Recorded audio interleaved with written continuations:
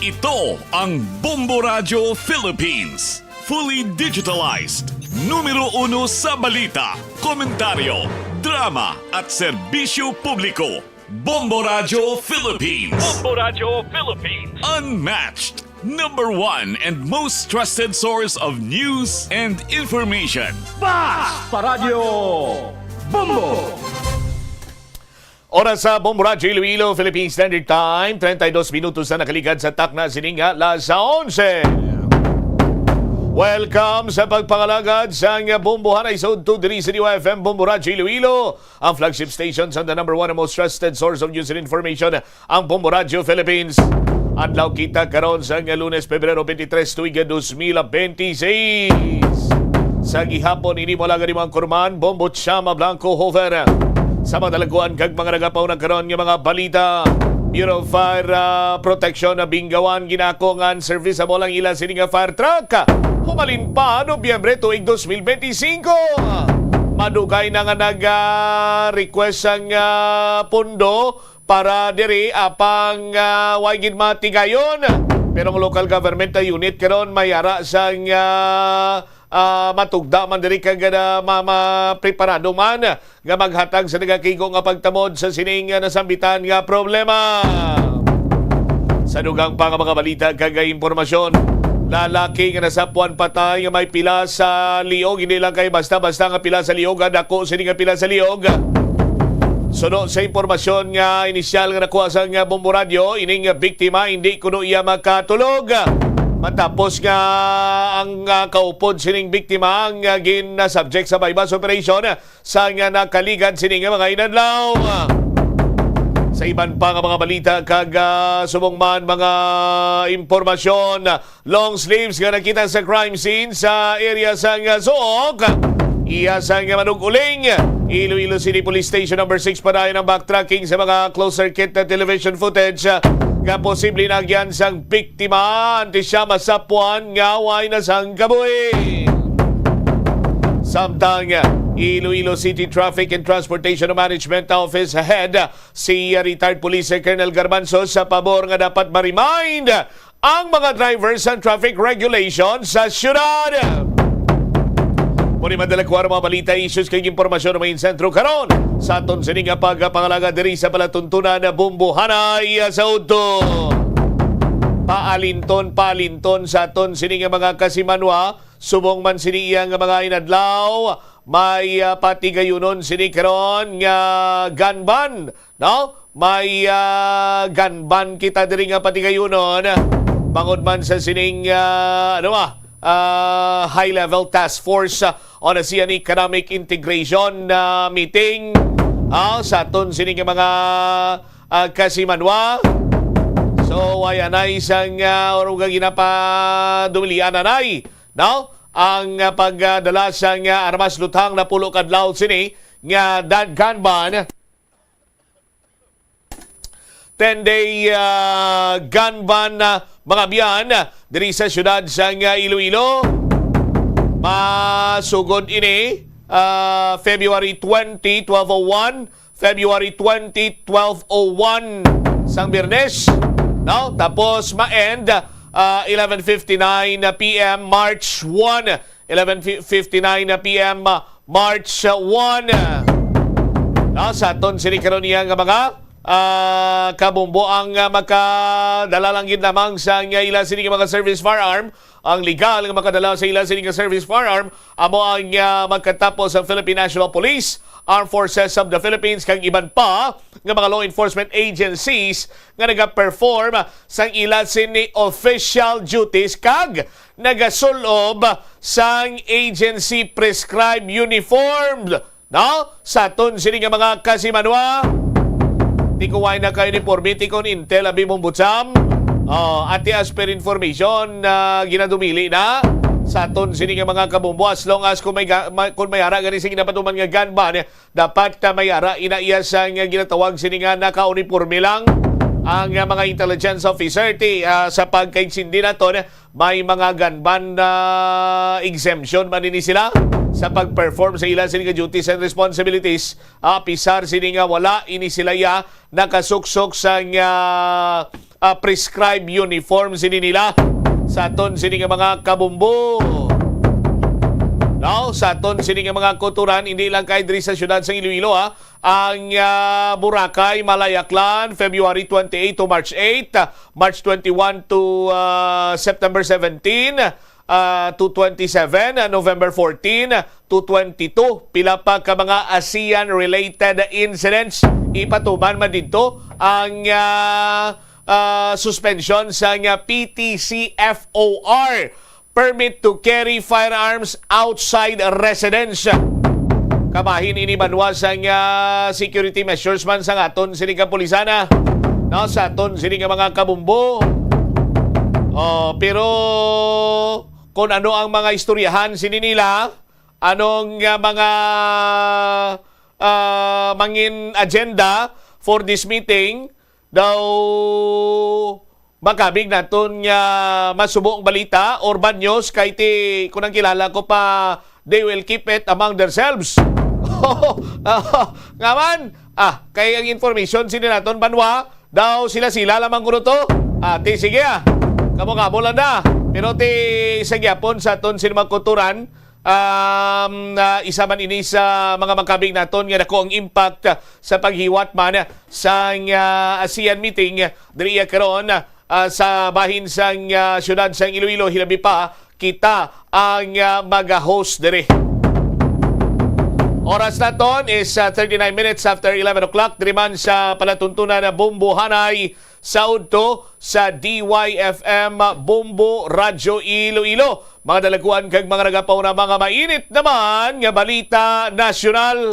Si Vice President Sara Duterte matapos nga nagdeklarar nga magapapili bilang presidente sa Pungsod Pilipinas sa palabuton sining tuig 2028 nga eleksyon, may na-recruit na kuno or may gina-recruit kay ongoing pa lang, may gina-recruit na siya kuno nga vice president sa aton sini nga mga kasimano agod to nga mangin running mate sini niya. Pero ay padirigin pangalanan ni ni Vice President Sara, ni Vice President Sara Duterte, gin-recruit niya ining nasambitan ng individual kay amo kuno sini ang magapasabat sa tanan sini nga dapat nga may silabton para siya kuno maga-focus sa nasambitan sini nga ginatawag sini banuang obligasyon kuno sang presidente. Sa aton sini karon niya nga mga kauturan, abalya siya hindi man kuya madumot nga klase sang tawo gani. Dumduman nyo santuanay sang nagpapili ko mayor. Hindi malipod sa ibalo sa mga taga-Davao nga ang mga tao nga nagapalibot kay former President and former Mayor Rodrigo Roa Duterte. Hindi man gusto sakon. Pero ti isang pagbulos ko, may nakabati ka mo ba lang agin palayas ko? Sang nag-vice president ko, may mga tao man to si former vice president Leni Robredo nga, why ko yagin pang kakasa? Sige ti kon ari ka mo dire, nga magatrabaho sa office of the vice president, stay put ka mo No, pero kung ang mentalidad nyo yung mamulitika or whatsoever, hindi ka mo dire. Di way makuno sa may pinang tabog kag may ginpalayas si Vice President Sara Duterte sa aton sini karon niya nga mga kabumbo para ligban karon sa aton sino makasimanwa kung sinong ginatumod ni Vice President Sara Duterte nga gina-recruit niya agod nga mangin iya sini nga mangin running mate. May pila sini ka mga supporter si Vice President Sara Duterte nga nagapagwa sa mga initials. May si Abu kuno sini, si Abu Santo, si Abu sini, si Abu ni, no? Pero mabalaan tingin niya, no? Sa palabuton sini nga simpo kung si ay sigira pa pagdating ng panahon. Mabalaan tingin na kung sinong ginatumod. For now, budlay kung sagad kita karon ka spekular sila dire. Pero ang hambal sa kanamaan, dapat ang mangin running mate ni Vice President Sara Duterte, abogado. No? Para nga sunado yung lang mga ang aton sini nga mga layi. kag ti hindi yung pagluatan dapat kuno ang mga tawo nga responsable sa pagpantos sang mga Pinoy. Speaking sang maging palayas sa aton sini magkasimanwa, kunti buwas sini aton sini ano mo? Aton sini nga saulugon ang EDSA People Power Revolution, no? Sa aton sini nga mga kasimanwa, ti ano ni siya? Ang amo niyang pagbuhi sang demokrasya. 40th anniversary 40 anyos na sang EDSA People Power Revolution sa aton sini nga mga kabumbo. Hambal sang kilala naton nga Ilonggo philosopher sing 40 years ago. Ginpalayas ang diktador siniyang presidente sang pungsod Pilipinas na hilway ang mga pumuluyo, nahagom na to ng demokrasya. 40 years after ang iyang siniyang bata nagpresidente, no? Or presidente, nagapungko sa karon as the president, no? Kag sa pagpangalagan sa termino sa niya sininga bata, no? May ginpalayas man ini nga former president. After 40 years, no? Ang 40 anyos ni for 40 years ago, no? Amo ni may ginpalayas nga presidente si Ferdinand Marcos or Ferdinand Edralina Marcos Sr. sa aton sino makasimanwa, no? Ginpalayas siya. Kag nagom na to ng demokrasya. 40 years later, bata yan ang nagpresidente. Bata yan nagapungko presidente sumong. Ting bata yan nga si President Bongbong Marcos ang may ginpalayas man nga former president man. Pinadala ito sa Dahigo si former President Rodrigo Roa Duterte. Sa aton sinikaron nga mga kauturan. Pila ka mga mga makabig naton kamambal naton nga ti mga today in history. Sa aton sinikaron nga mga kabumbo balibuas paginiya February 25, no? 2026 is a special working holiday pursuant to Proclamation number 1006 sa pag-observe naton sang ika-40 nga anibersaryo sang EDSA People Power Revolution. Regular working hours sa aton sini nga mga kasimanwang obserbaran, no, sa mga government offices kag other institution unless otherwise announced sa aton sini karon nga mga kabumbo. Buwasya way man niya klase estas by city kay blamote may ASEAN meeting kita gani dire, no, para nga malikawan ta kuno ang pagpugok sa dalagan sa trapiko, no, kag para hindi man ma-disrupt ang mga ang ma-disrupt yara derti ang pagtuon sa mga kutara makon sinini mo pero maano man kuno masailo man sa alternative learning sa aton sini magkasimanwa, sa aton sini karon nga mga kauturan. 46 minutos sa kaligad sa takna sini nga las 11 sa aton sini nga mga kabombo ang apat kadlaw nga ICC hearing batok sa kay Duterte mag-umpisa na, no? Sa aton sini karon nga mga kauturan iuntaton lang sa International Criminal Court ang proceedings batok sa kay President Rodrigo Duterte kung hindi makonfirmar sa mga judge ang pre-trial chamber 1 ang mga ginapangatubang sini nga kaso, no? Ti sa aton sini nga mga kauturan question and answer lang kuno mo sa website sang ICC tuhoy sa patigayonon sining confirmation of charges sa hearing Nakasadiri sa tatlo ka posibleng matabo. Kalakip na ang pagpauntat sa proceedings batok sa kay Duterte kung wala sila sa may makita sini nga nagakaigo nga ebidensya para suportaran ang kaso.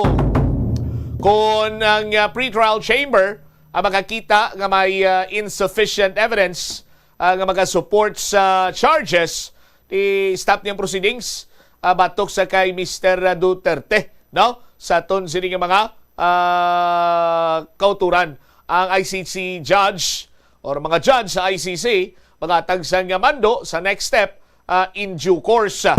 Lakip sa pwede sini nga matabo ang pagpangayo sa nga mga dugang nga ebidensya ukon na pag-amyendar sa kaso.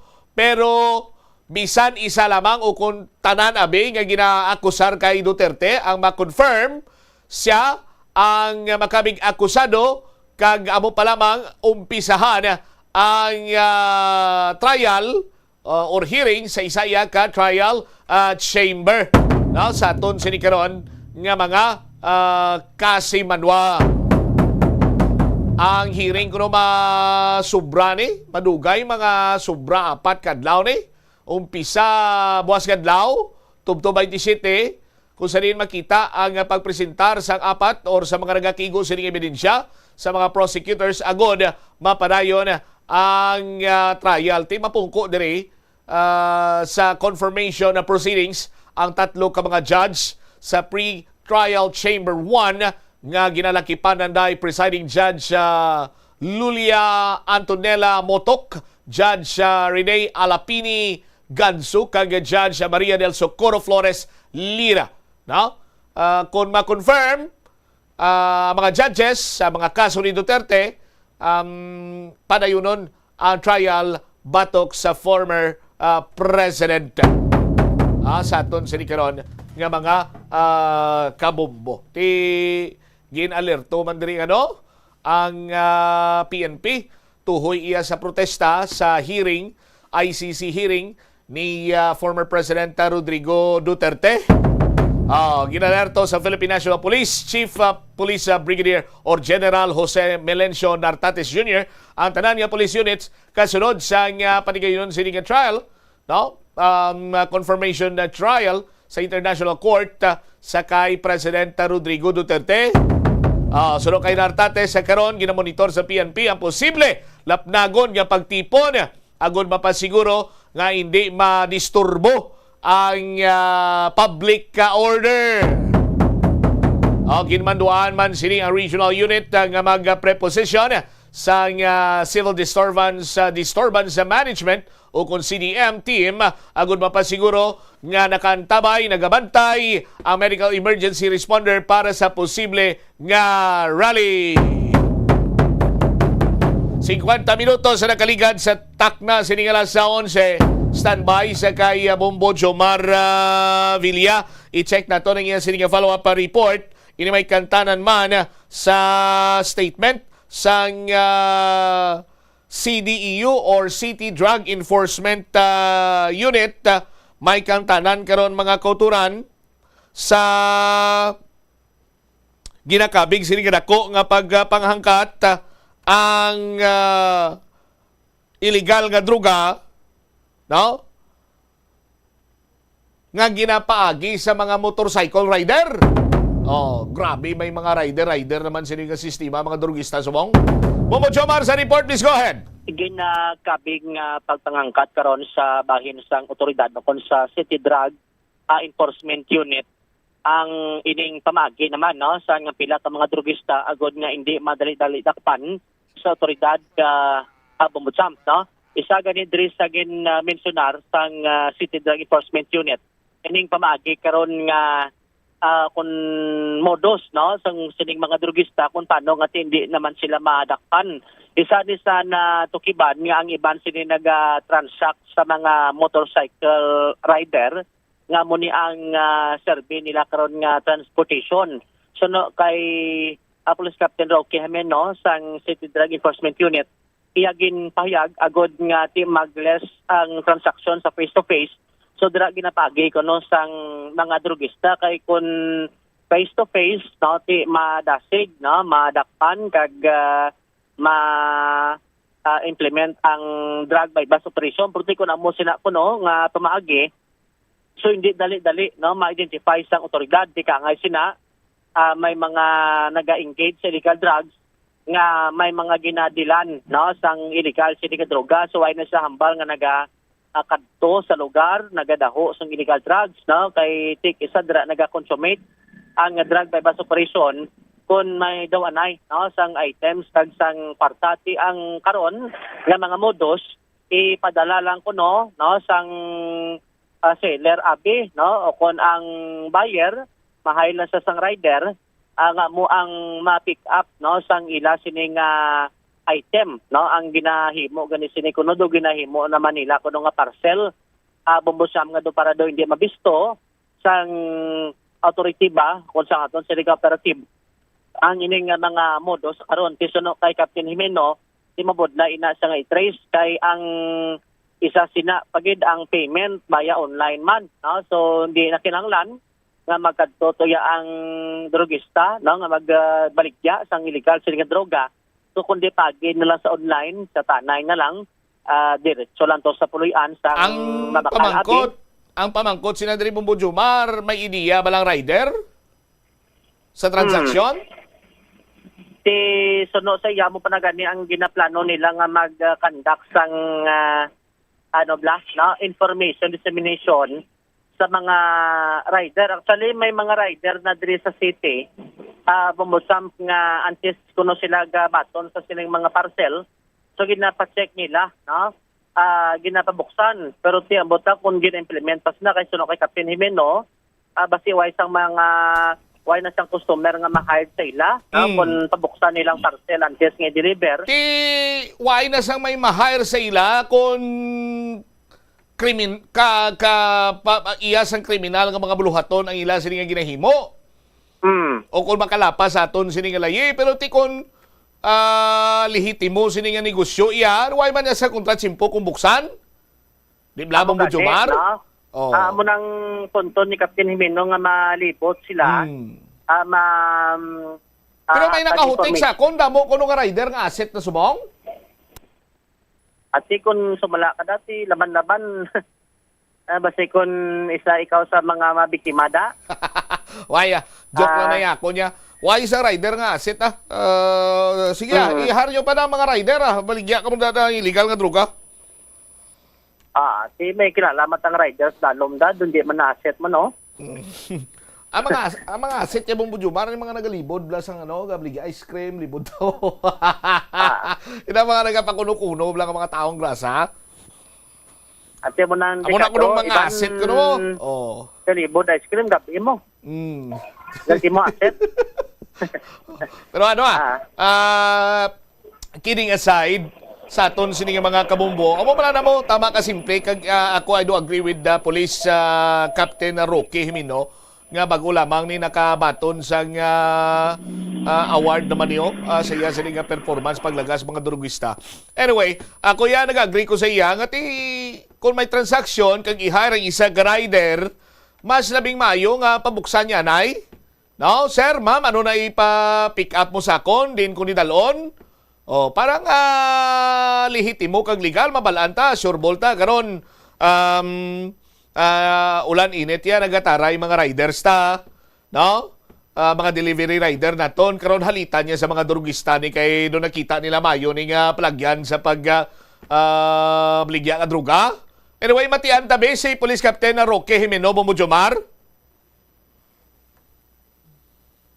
Actually, sir, no, with regard sa mga aton nga previously arrested sa pagbaligya sang illegal drugs, may ara kita sa diri sa syudad nga nila nga transaction is parcel.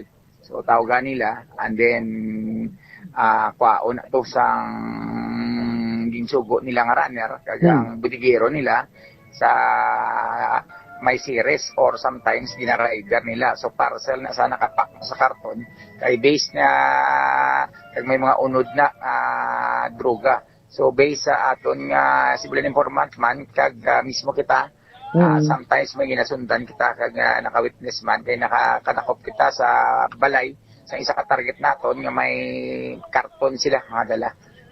Nakadira nila daw ang ginabutang ang illegal drugs. Napagis parcel, sir. Nga adra nila ginapagis, sir. So, ang style na nila kontakon nila ang budigiro. Bali mga amo na nga mga parcel isalin sa Manila na ang ilang source kaya ang namin naton nga source hindi nga ginakuha na ang contact. So, ang contact na da is ang New Bilibid Prison. Tapos, i-contact ko niya na da kung sino ang ma-pick up. So, pag na-pick up na nila, amo na pag ibutang sa isa ka area, tapos diretso na nila tulungaon and then disperse na dyan nila. So, amo naman subukang new moves na nila sa pagbaligyan na sa pag-delivery sa illegal drugs. So, inaguro ti do makabig nga challenge man sa inyo, sir, kung paano nga ma-identify sila kaysa kuna, ang baligyan na one-on-one gid, bangay gid, face-to-face, sir? Sir, ako nga challenge sa hangkat sa ato, but ginapangitaan nato ni Diyosman kung paano nato matakna. Kaya ang aton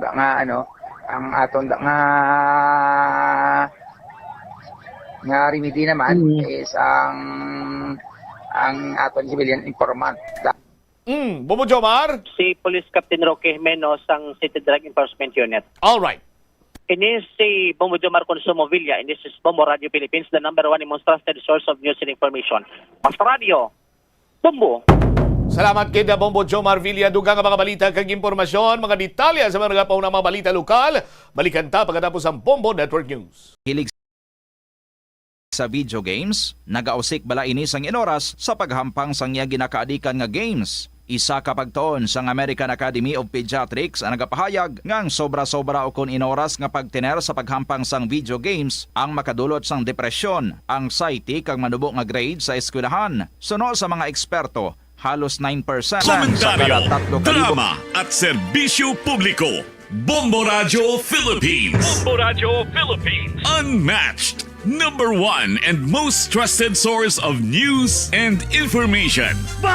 Paradyo Bombo. This is Bombo Network News Noontime Edition, broadcasting live at Bombo Radio Broadcast Center, Makati City, Philippines. Ngayon ay araw ng Lunes, ika-23 sa buwan ng Pebrero taong 2026. Sa ulo ng ating mga balita. Sa ating mga paunahing balita, 5 pamilya ng mga biktima ng extrajudicial killings, personal na manunood sa confirmation of charges hearing laban kay dating Pangulong Rodrigo Duterte. Ang Catholic Bishops' Conference of the Philippines pinayuhan naman ng mga biktima na lakasan ng loob, manindigan at manalangin. Ang defense team naman ni former President Rodrigo Roa Duterte hahatiin at hahamon ng ebidensya sa International Criminal Court hearing. Mga supporters naman ng dating Pangulo na nasa Netherlands sinimulan na ang mga serye ng rally. Sa ibang mga balita tayo mamaya, Pangulong Marcos pinangunahan ng paglulunsad ng Sa Bagong Pilipinas, Bawat Bayan Makikinabang. Sina Mayor Leni Robredo at iba pang lokal na opisyal naroon po ngayon sa Malacanang. Ang bagong director naman ng National Bureau of Investigation nangakong tututok sa mga kaso ng korupsyon, flood control scandal, babantayan. Sa ating provincial report abangan mamaya, ilang mga Dabawenyo, hinabangan na ho ang magiging confirmation of charges hearing ni dating Pangulong Rodrigo Roa Duterte. Abangan mamaya sa ating international news ang pagsabog naman sa Western Ukraine iniimbestigahan bilang terrorist attack. At sa ating nagpapatuloy na pagtutok sa Association of Southeast Asian Nation, itong 10 araw na gun ban ipinatupad na po sa Iloilo City para sa nalalapit na pagpupulong. At live nationwide via satellite, dumako tayo sa detalye ng ating mga balita. Personal hong manunood sa confirmation of charges hearing ni dating Pangulong Rodrigo Roa Duterte mga pamilya ng 5 biktima ng extrajudicial killings. Nagtulong-tulong ang kampo ng mga biktima na makalikom ng sapat na pondo upang makabiyahe sila patungong The Hague at personal na saksihan ng pagdinig. Sa isang panayam kay Shira Escudero, kapatid ng isang biktima ng extrajudicial killings, ay binigyang diin niya na sa wakas ay napakikinggan na ang kanilang boses ng pagtindig para sa karapatang pantao. Ito'y malayong-malayuan niya mula sa dating hindi sila pinapakinggan at hindi rin pinapansin, lalo na noong panahon na Pangulo pa si dating Pangulong Duterte. Natutuwa rin si Escudero na tuluyang nagipag-cooperate ang Administrasyong Marcos sa International Criminal Court para tuluyang mapanagot ang dating Pangulo.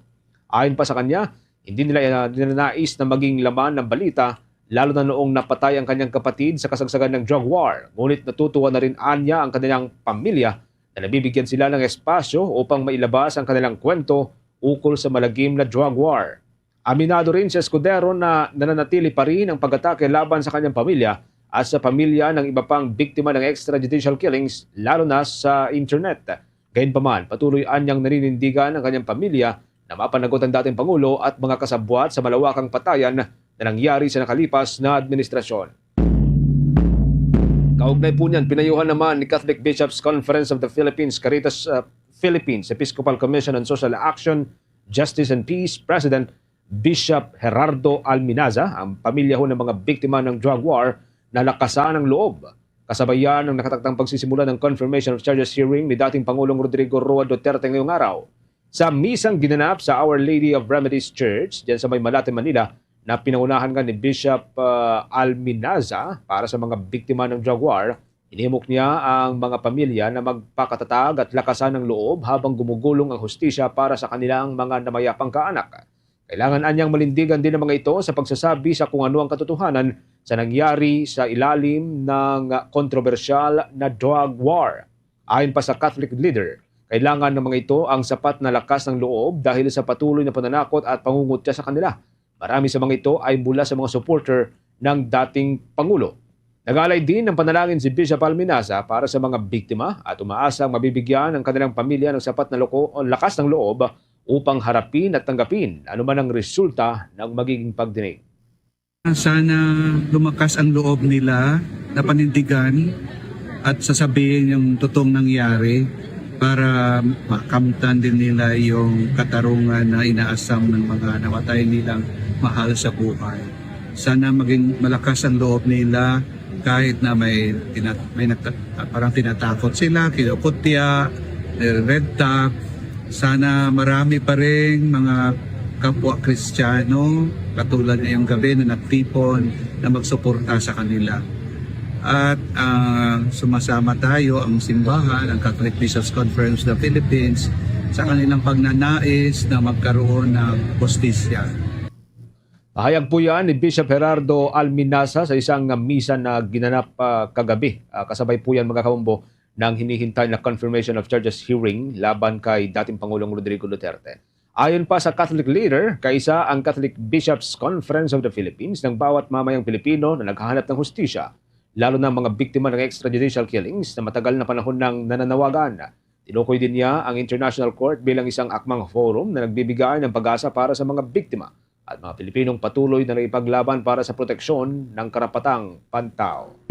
Sa kalagdagan pang balita mga kabombo at Star Nation, sisimulan ngayong araw ang confirmation of charges hearing ni former President Rodrigo Roa Duterte sa International Criminal Court. Halos isang taon matapos siyang unang iharap sa Pre-Trial Chamber 1 noong Marso taong 2025 kasunod ng kanyang pagkakaaresto sa Maynila, kaugnay na 3 bilang ng crimes against humanity. Itong confirmation of charges ay bahagi ng pre-trial stage kung saan tinutukoy ng korte kung mayroong sapat na ebidensya upang ituloy ang kaso sa full trial. Ayon kay Attorney Ross Tugade, nakabilang sa mga Filipinong accredited bilang Assistant to Counsel sa International Criminal Court, hindi ito anya isang mini trial at wala pang hatol na guilty o not guilty sa yugtong ito. Sa ilalim ng Article 61 ng Rome Statute, maaring kumpirmahin ng pre-trial chamber ang mga kaso at iakyat sa trial, ibasura ang mga ito o ipagbaliban ang pagdinig upang makapagpangalap ng makaragdagang ebidensya ang Office of the Prosecutor. Bagamat bihira umanong ibasura ng International Court ang kaso sa mga pre-trial stage, sinabi nito Gade na may mga precedent kabilang ang kaso ni Bahar Idris Abugarda mula yan sa Darfur, Sudan, kung saan hindi kinumpirma ang 3 bilang ng war crimes laban sa kanya. Gayunman, binigyan din niya na sa kaso ni Duterte na una nang naglabas ng warrant of arrest ng International Tribunal, isang indikasyon na may reasonable grounds ang korte na may sapat na basehan upang isulong itong proseso. Kaugnay pa niyan mga kabombo, nagsagawa naman ng rally ang mga miyembro ng Duterte Panagutin Europe at iba pang grupo na nananawagan para sa tuluyang pagkakakulong ni former President Rodrigo Roa Duterte at iba pang kasamahan na umano'y responsable sa malawakang patayan noong isinagawa ng madugong drug war. Pinangunahan ng grupo ang kilos protesta sa labas ng International Criminal Court doon sa may The Hague, Netherlands, kasama at dala ang mga tarpaulin kung saan nakasulat ang mga panawagan. Kabilang dito ang pagpapanagot kay former President Duterte na manindigan para sa hustisya para sa mga biktima ng drug war, agarang hustisya para sa mga pamilya ng biktima at marami pang ibang panawagan. Nagsagawa rin na maikling programa ang mga grupo kung saan ipinagdiinan nilang hindi dapat nababaliwala ang karapatang pantao ng bawat mamamayan. Justice delayed is justice denied! Justice delayed is justice denied! Justice delayed! Inyong napanood mga Kabombotster Nation itong kaganapan at isinagawang rally doon sa labas ng International Criminal Court. Ngayong araw nga ay inaasahang magsasagawa muli ang grupo na maikling programa malapit pa rin sa International Court Headquarters bilang pagpapakita ng suporta sa mga biktima ng umano'y extrajudicial killings na nangyari sa nakalipas na administrasyon. Ilan din sa pamilya ng mga biktima ang naunang bumiyahi upang personal na dumalo sa pagdinig laban niyan sa dating Pangulo. Kaugnay pa rin po niya, naghahanda na rin ang kampo ng depensa nitong si dating Pangulong Rodrigo Roa Duterte para sa confirmation of charges proceedings ng International Court kung saan layunin nilang busisiin at pahinain ang ebidensyang inahaharap ng prosecution. Ayon sa lead counsel ng defense na si Attorney Nicholas Kaufman, bahagi ng karaniwang proseso ng korte ang pansamantalang pagtigil ng personal na pagbisita ng pamilya bago ang pagdinig upang may handang akusado. Nilinaw din niyang voluntaryong hindi dadalo si Duterte sa confirmation hearing at inaprubahan ito ng mga hukom ng International Court. Inanunsyo rin ang pagdalo ng ilang Filipino lawyer ng dating Pangulo, kabilang ho rito sina Salvador Medialdea at Attorney Salvador Panelo na tutulong umanong magpaliwanag ng proseso sa publiko. Ayon pa rin kay Kaufman, buo pa ang long-term memory ni Duterte kabilang ang mga alaala ng kanyang kabataan at unang bahagi ng kanyang karera sa pagkapangulo. Subalit ang kanyang short-term memory ay halos wala na, kaya kinakailangang paulit-ulit na paliwanag sa kanya ang mahalagang detalye. Sa kabuuan, sinabi ng kampo ng depensa na handa silang harapin ang confirmation of charges hearing kung saan susuriin ng International Criminal Court kung may sapat na ebidensya upang ituloy ang paglilitis laban sa dating Pangulo. Layunin umano ng depensa na himayin at pahinain ang mga ebidensyang ihaharap ng prosecution sa darating o nakatakdang pagtinig mamayang hapon. Samantala mga Kabombotster Nation, kuha muna tayo ng iba pang balita na tinutukan ng ating news team. Si Pangulong Ferdinand Bongbong Marcos Jr. pinangunahan ng paglulunsad ng Sa Bagong Pilipinas, Bawat Bayan Makikinabang. At ito naman si Naga City Mayor Robredo at iba pang lokal na opisyal ay nakiisa naman sa Palasyo Malacanang. Kuha tayo ng mga report sa pag-uulat ni Bombo Annalise Subirano. Inilunsad ng administrasyon ang programang Sa Bagong Pilipinas, Bawat Bayan Makikinabang na naglalayong palakasin ang kakayahan ng mga local government units na tugunan ang pangangailangan ng kanilang komunidad.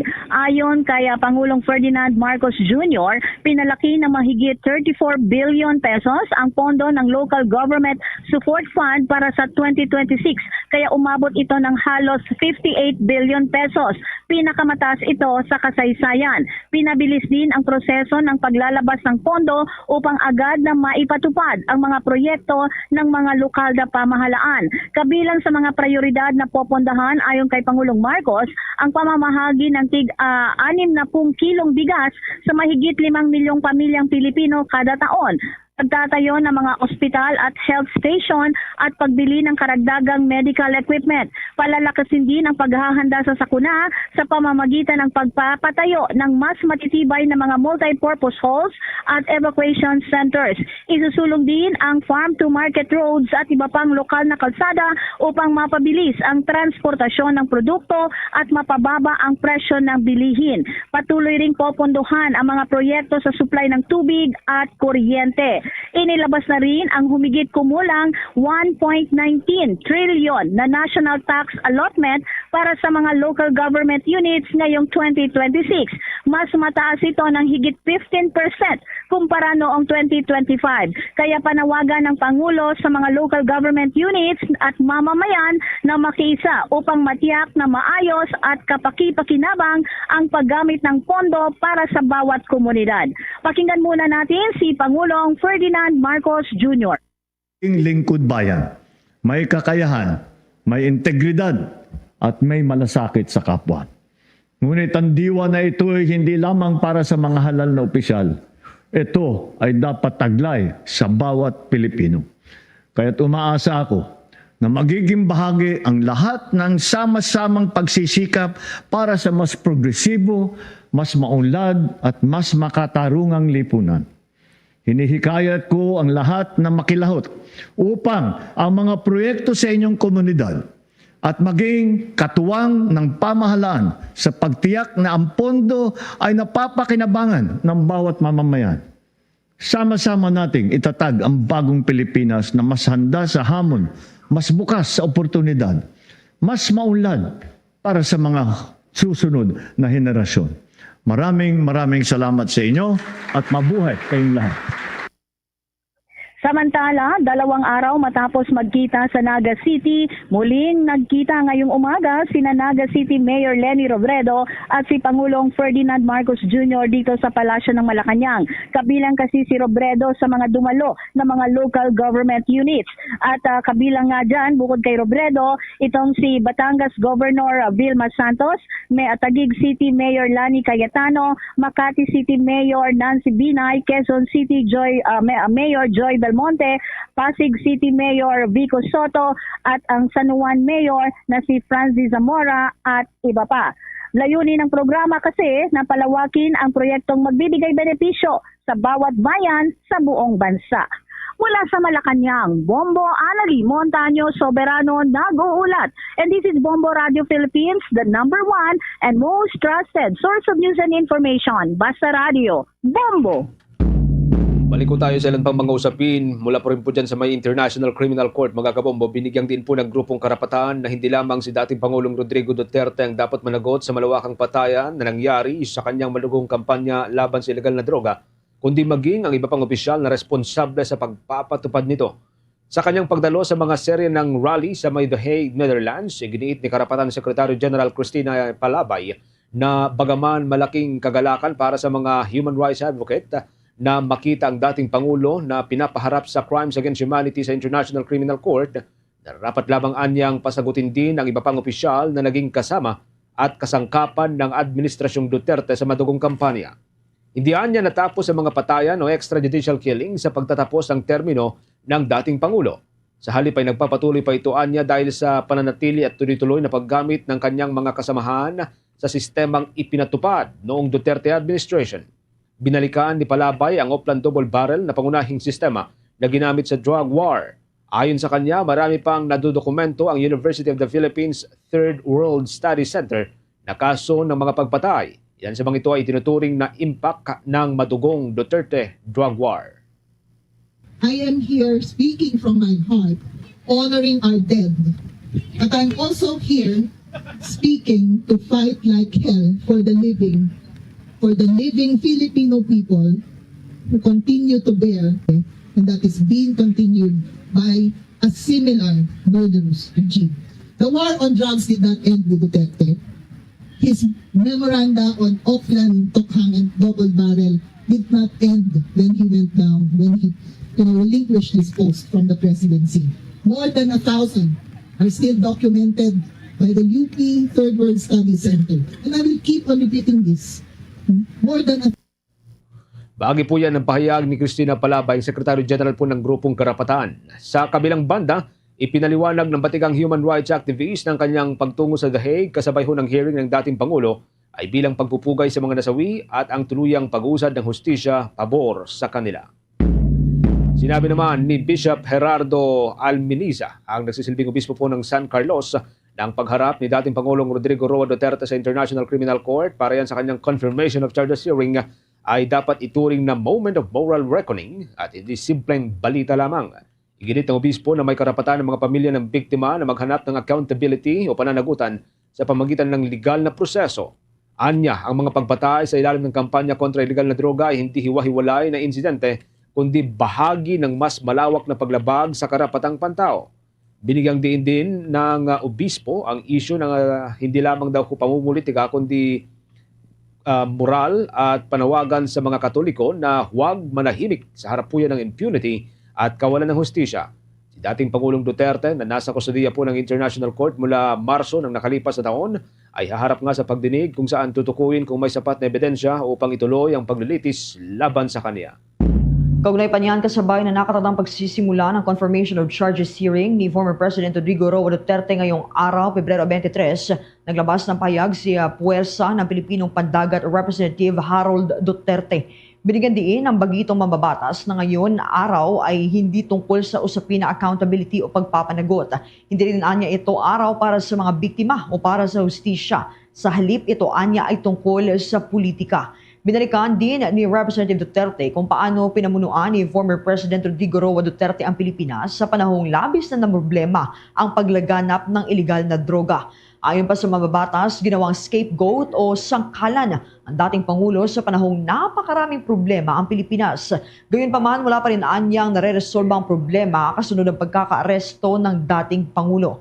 Habang gumugulong naman itong kaso ng dating Pangulo sa International Criminal Court, wala anyang opsyon ang naturang partido kundi patuloy na maghangad at manalangin na balang araw ay makakabalik pa sa Pilipinas ang dating Pangulo. Abangan mamaya mga kabombo ang update mula po dyan sa may National Bureau of Investigation. Garap na pong direktor ang bago pong appoint na si Attorney Melvin Matibag, bagong direktor po ng National Bureau of Investigation, at nangako rin po natutukan ng mga issue ukol pa rin po sa korupsyon at ito pong flood control scandal. Okay, balik po tayo sa linya ni Bombo Grant Hilario. Kaugnay pa rin po niyan mga kabombo. Bombo Grant. Yes, Bombo Genesis, formal nang isinagawa ngayong araw ng National Bureau of Investigation ang transfer of leadership para sa bagong direktor ng Kaunihan na si Attorney Melvin Matibag. Opisyal na inilipat kay Matibag ang pagiging leader sa kanyang pinalitan na si former Bureau of Investigation Director Angelito Magno. Kung maalala, si Attorney Magno ang siyang pumalita kay former Bureau of Investigation Chief Jaime Santiago noong Disyembre 2025, ilang buwan lamang ang nakalilipas. Habang ang bagong hepe naman ng Kaunihan si Attorney Melvin Matibag ay magugunita nagsilbi bilang Cabinet Secretary ng nakalipas na administrasyon ni Duterte at Secretary General naman ng Partido Demokratiko Pilipino o PDP Laban. Subalit sa kabila nito, itinalaga siya upang magsilbing bagong direktor ng National Bureau of Investigation, nangunguna sa pag-iimbestiga at paghawak ng mga lalaking mga kaso sa bansa. Matapos ang seremonya, dumating na ito ng bagong direktor sa Department of Justice. Ayon kay Chief Matibag, nakapag-usap niya siya kay Justice Secretary Frederick Vida bilang courtesy call at para sa ilang mga bilin o instruksyon. Kanyang pagtiyak naman na patuloy ang aksyon o sistema ng Kaunihan sa pag-iimbestiga maging sa issue ng korupsyon sa flood control projects ng pamahalaan.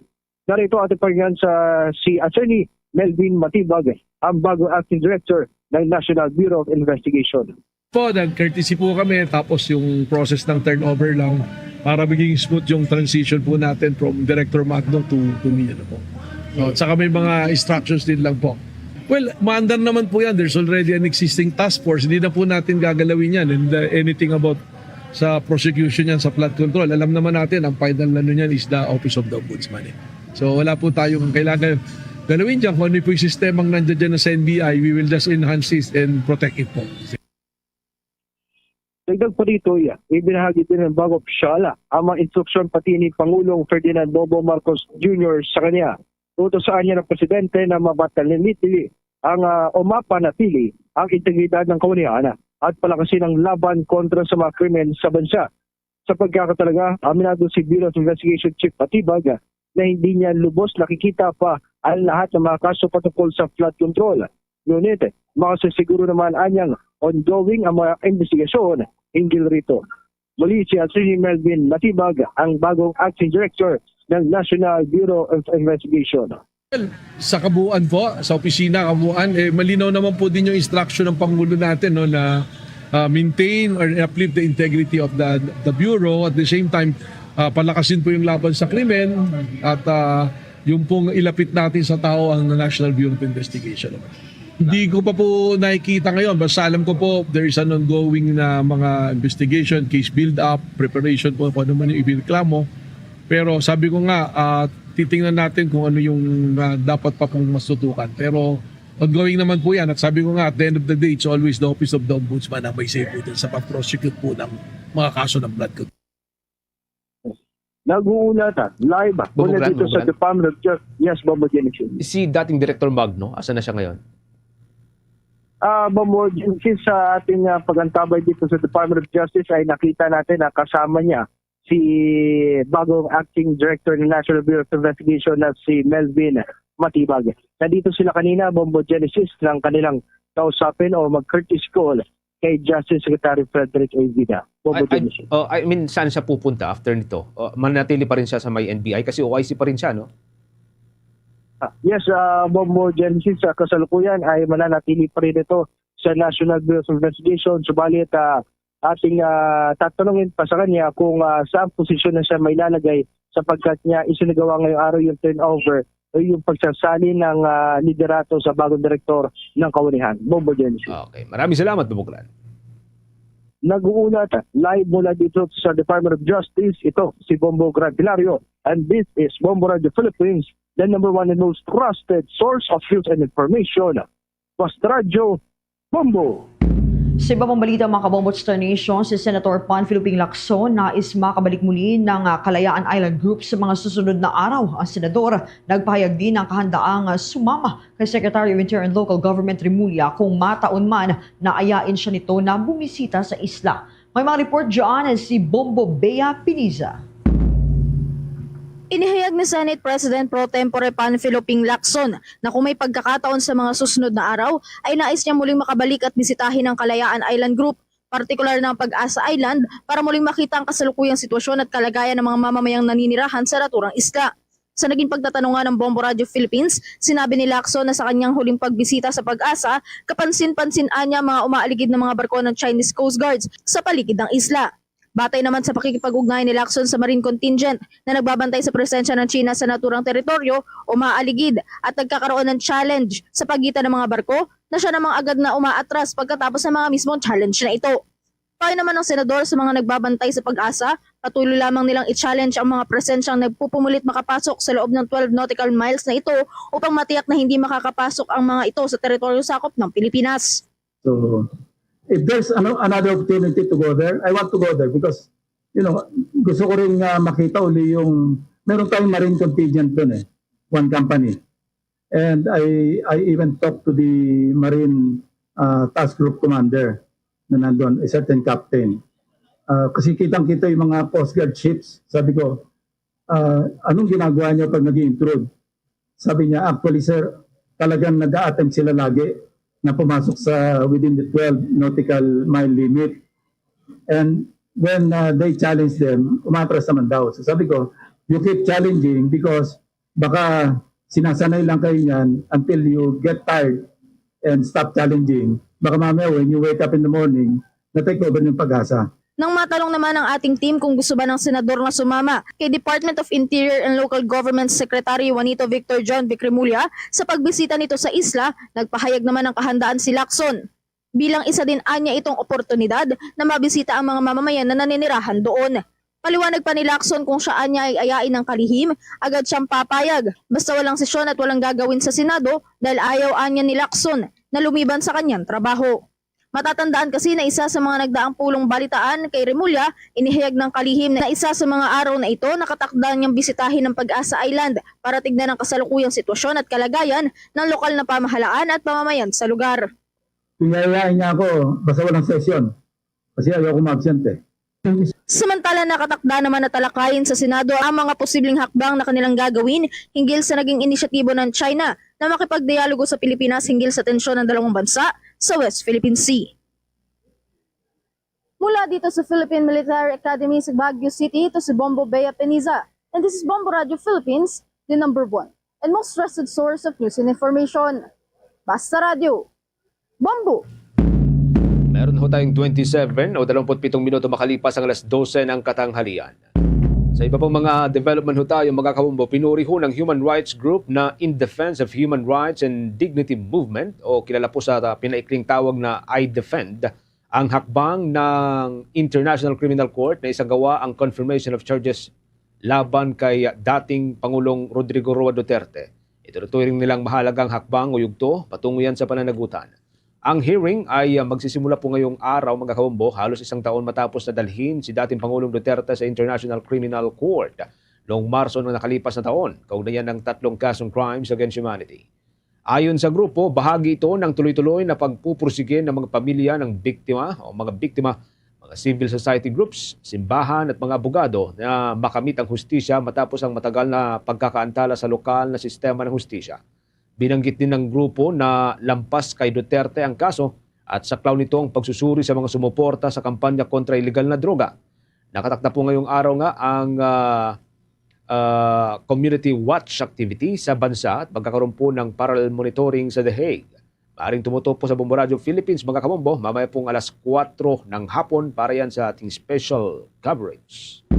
Samantala, umaasa naman ang kampo ng mga biktima ng kontrobersyal na drug war noong panahon ni former President Rodrigo Roa Duterte na maipresenta nila ang kanilang mga pananaw at alalahanin sa Pre-Trial Chamber 1 ng International Criminal Court. Ito ay hakbang na sa kasagsagan ng confirmation of charges hearing sa kasong crimes against humanity ng dating Pangulo. Ayon kay International Criminal Court Assistant to Counsel Attorney Cristina Conti, mahalagang makita at malaman ng korte ang perspektibo at pananaw ng mga biktima na pangunahing dumaranas sa madugong kampanya.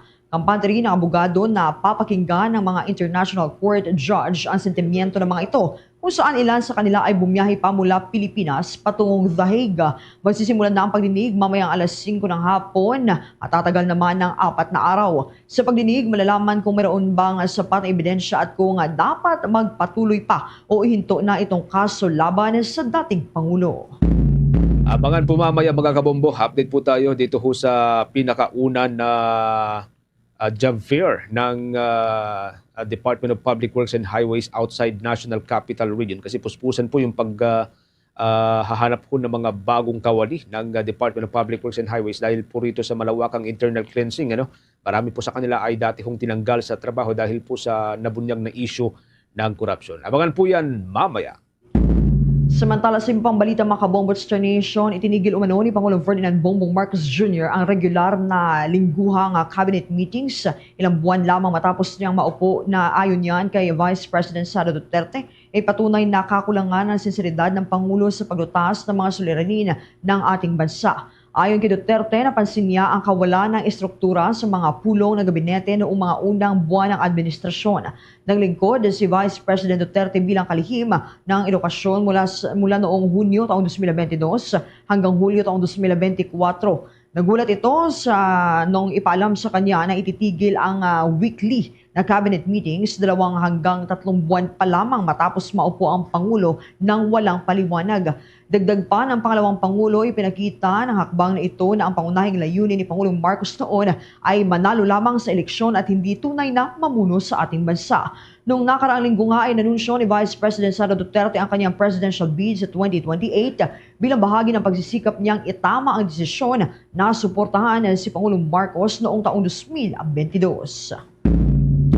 Sa iba pang mga updates mga kabombo, agad pong nilinaw ng Quezon City Local Government na wala silang tinanggihang permit para sa mga pagtitipon sa Pebrero 25. Kasabay po yan ay ka-4 na pong anibersaryo ng People Power Revolution dyan sa Mayedsa.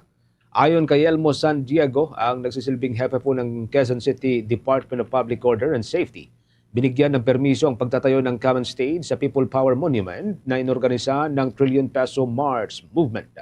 Gayunpaman, may ilang grupo na tumangging sumama sa isang programa at mas piniling magsagawa ng hiwalay na kilos protesta sa EDSA Shrine. Paliwanag naman ni San Diego na hindi sakop ng Quezon City ang EDSA Shrine kaya ang pagbibigay ng permiso ay nakadepende sa Mandaluyong Local Government Unit at sa Eastern Police District. Samantala, nakatakdang magsagawa ng prayer power sa EDSA, doon po sa may EDSA Shrine na pangunahan naman ng mga church leader at mga civic group. Bukod dito, muli pong maglulunsad ng protesta ang Trillion Peso March Movement laban sa korupsyon at political dynasty. Tiniyak naman ng Quezon City Local Government Unit na nakakalat ang mga tauhan ng pulisya upang matiyak ang kaayusan at kapayapaan sa araw po ng anibersaryo. Mahigpit din nilang babantayan ang mga grupong posibleng maglulunsad ng hiwalay na rally kahit walang permiso. Kaugnay din po niyan, naka-standby din ang Armed Forces of the Philippines na magbigay ng kanilang karagdagang tulong at assistance sa Philippine National Police. Yan po'y kung sakali mang kailangan ito para yan sa mga inasahang programa at demonstrasyon na siyang isasabay po sa ika-4 na pong anibersaryo ng EDSA People Power Revolution. Sa isang pahayag, sinabi ng Armed Forces na nirerespeto ng militar ang mga isinasagawang pagtitipon ng publiko at tiniyak na patuloy nilang isusulong ang kanilang mandato pangalagaan at ingatan ang mga karapatang pantao ng bawat mamamayang Pilipino na makapagpahayag ng kanilang saloobin at opinyon ng naaayon sa nilalaman ng batas. Sa kabila nito ay mananatilian niyang profesional, walang kinikilingan at hindi makikiisa sa kahit anumang usaping politikal ang hukbong sandatahang lakas ng Pilipinas sa gitna man niya ng demonstrasyon. Sa huli, siniguro po ng sandatahang lakas ng Pilipinas na ang kanilang hanay ay mananatiling tapat at nakapokus sa kanilang misyon na protektahan ang soberanya ng bansa at ang integridad ng national territory nito. Abangan mamaya ang report mula po kay Angelo Aganan mula po dyan sa may Senado. Mga kabombo, kaugnay pa rin po ito doon sa pagnanais ni Senator Lacson na matigil na po ang korupsyon. Sa apihon ni Senator Lacson, kailangan na raw kong matigil ang korupsyon at iginiit na ito po ang pinakamalaking hamon sa sinumang nais na mamuno sa bansa. Ilang mga senador din, mga kabombo, pinabulaanan ang katanungang tatakbo daw po sila sa mas mataas na posisyon sa 2028 presidential elections. May update dyan si Bombo Angelo Aganan. Habang unti-unti napapalapit ang halalan at may mga ilan nang nagdideklarang tatakbo sa 2028 elections, iginiit ni Senate President Pro Tempore Panfilo Ping Lacson na katiwalian ang mananatiling pinakamalaking hamon sa sinumang nagnanais mamuno sa bansa. Ayon kay Lacson, bago matapos ang kanyang panunungkulan sa pamahalaan sa 2031, umaasa lamang siya na mananaigang tama para sa bansa sa darating na mga dekada. Aniya, naniniwala umano siya na katiwalian ang pinakamalaking balakid sa pagkamit ng kaunlarang pang-ekonomiya at pag-unlad na nararapat sa mga mamamayang Pilipino. Sinabi ni Lacson ng mga pahayag matapos na mag-anunsyo si Vice President Sara Duterte noong Miyerkules, Pebrero 18 ng kanyang intensyon na tumakbo sa pagkapangulo sa 2028. Kaugnay nito, sinabi ng senador na may karapatan ng bawat Pilipinong kwalipikado sa ilalim ng konstitusyon na tumakbo sa anumang halal na posisyon. Aniya, may kanya-kanyang dahilan ng Vice Presidente at ang mga tagapayo nito sa kanyang maagang pagdideklara. Gayunman, sinabi ni Lacson na mabuting hangarin at good luck ang may bibigay niya kay Duterte at sa sino mang magpapasyang tumakbo upang pamunuan ang Pilipinas. Samantala, matatandaan na nauna nang inihayag ni Senator Erwin Tulfo na wala siyang balak na tumakbo sa mas mataas na posisyon matapos ang mungkahing maaari siyang maging running mate ni dating Vice President at ngayon Naga City Mayor Leni Robredo. Ayon kay Tulfo, maging ang kapatid na si Senator Raffy Tulfo ay nakatuon lamang ang atensyon sa re-election sa Senado. Aniya, hindi na nais ng kanyang pamilya ng gulo at intriga na kaakibat ng pagtakbo para sa mas mataas na posisyon. Ayaw na po ng family namin ang gulo, kaya si Sen. Raffy din gusto niya po mag-re-election na sa Senate. Ako din po napag-usapan na namin, I don't have plans to run for higher office. Ang hirap pala. I mean, kawawa ka, kawawa yung family mo kung ano-ano, mga bashers, etc., yung mga galit sa'yo, tapos may mga demanda, kulit pa. Pero kung si Senator Robin Hood Padilla naman ang tatanungin, wala umano siyang balak na tumakbo sa mas mataas na posisyon. Ngunit bukas umano siya na maging katandim ni Vice President Sara Duterte kung iuutos ito ni dating Pangulong Rodrigo Duterte. Ayon kay Padilla, tanging ang dating Pangulo lamang umano ang pwedeng mag-utos sa kanya na tumakbo sa susunod na halalan kung inanais ni Duterte. Dagdag pa ng senador, handa umano siya sa tungkulin ng isang pagiging vice presidente kung papalarin. Pag-utos ni Digong. Pag-utos ni Digong. Walang pwedeng mag-utos sa akin kahit sino, si Digong lang. Kasi ayaw ko talaga ng politika. Alam naman lahat ng mga nanay ko, alam yan, mga kapatid ko, asawa ko. Basta sinabi ni Digong, susunod ako. Ay, pinanganak po tayong ready. Lalo na yan, para sa akin, Vice President, hindi naman masyadong ano yan, puro advocacy lang yan eh. Parang ikaw ang spare tire, di ba? Kayang-kaya yan. At yan ang ulat mula dito sa Senado. Ako si Bombo Angelo Ganan and this is Bombo Radio Philippines, the #1 and most trusted source of news and information. Basta Radio, Bombo! Samantala, inihayag naman ni Philippine Coast Guard spokesperson for the West of Philippine Sea, Commodore Che Tariela, na handa rin ang Philippine Coast Guard na isama si Senate President Pro Tempore Panfilo Ping Lacson sa susunod nilang Maritime Domain Awareness Flight patungong Kalayaan Island Group, partikular na sa Pag-asa Islands. Sa isang pahayag, nagpasalamat si Tariela kay Lacson para sa kagustuhan nitong muling bisitahin ang isla sa gitna man ng mga nagpapatuloy na World War umano sa pagitan ng ilang opisyal ng bansa hinggil sa usapin ng West Philippine Sea. Ani Tariela, ang magiging presensya ng senador sa Pag-asa Islands ay magbibigay ng lakas ng loob sa mga mamamayan ng isla at isaan niyang patunay na hindi kinalilimutan ng pamahalaan ang mga residenteng naninirahan dito. Itong inisyatibo rin na anya na ito ni Lacson ay nagpapakita na handa ang gobyerno na bigyang proteksyon ng mga residente sa isla mula sa mga ilegal na presensya ng Chinese Communist Party na siyang patuloy na nangangamkam ng mga teritoryo sa West Philippine Sea. Samantala, ikinalulugod naman ang Philippine Coast Guard kung sakali mang maisama nila si Lacson sa mga nakatakda nilang mga Maritime Domain Awareness Flights upang bisitahin ang Pag-asa Islands sa mga susunod na araw. Tulad ho ng ating nababanggit kanina mga kambo, update po tayo dito ho sa pinakaunang campus job fair na isinagawa ho ng Department of Public Works and Highways sa labas po ng National Capital Region. Ito hong puspusan na pagkuha ng mga bagong kawani ng naturang ahensya. Kasunod pa rin po yan ng malawakang internal cleansing hood dati. May live report po dyan si Bomboy Isa Cotoner. Pinangunahan ni Department of Public Works and Highways Secretary Vince Dizon ang ikatlong leg ng nationwide campus job fair ng ahensya na ginanap sa Batangas State University ngayong araw. Target ng kagawaran na mapunan ang mahigit 2,000 bakanting posisyon sa pagpapatuloy ng kanilang campus job fair caravan sa iba't ibang universidad sa bansa. Ang aktibidad sa Batangas State University ang kauna-unahang isinagawa sa loob sa labas ng Metro Manila at sa isang pampublikong universidad. Maraming mga estudyante at alumni ng Batangas State University Pablo Bourbon Campus ang job fair na dumalo at sa tala ng ahensya umabot na sa lagpas 100 aplikante ang nakilahok. Sa kanyang mensahe sa mga graduating students at alumni, binigyan din ni Dizon ang mahalagang papel ng mga kabataan sa isinusulong na reforma sa kagawaran. Layunin umano ng programa na hikayatin ng bagong henerasyon ng mga inhinyero at profesional na naging bahagi ng pagbabago sa ahensya. Kaugnay niyan, pakinggan natin ang naging mensahe ni Department of Public Works and Highways Secretary Vince Dizon. Kami po, ni Yusek Nick, ni Yusek Rio, ni Ardy Carol, medyo may edad na po kami. No? At kami po, tingin ko, hindi na magtatagal dito sa DPWH din. Pero, kayo po, mga new graduate, mga bago nating mga kakapasagan ng engineering, mga bago nating accountant, at iba pang mga kurso na nandito ngayon. Pagpasok nyo po sa DPWH, kayo po talagang magiging future. Kayo magnanakaw at gawin nyo lang na mabuti yung trabaho ninyo.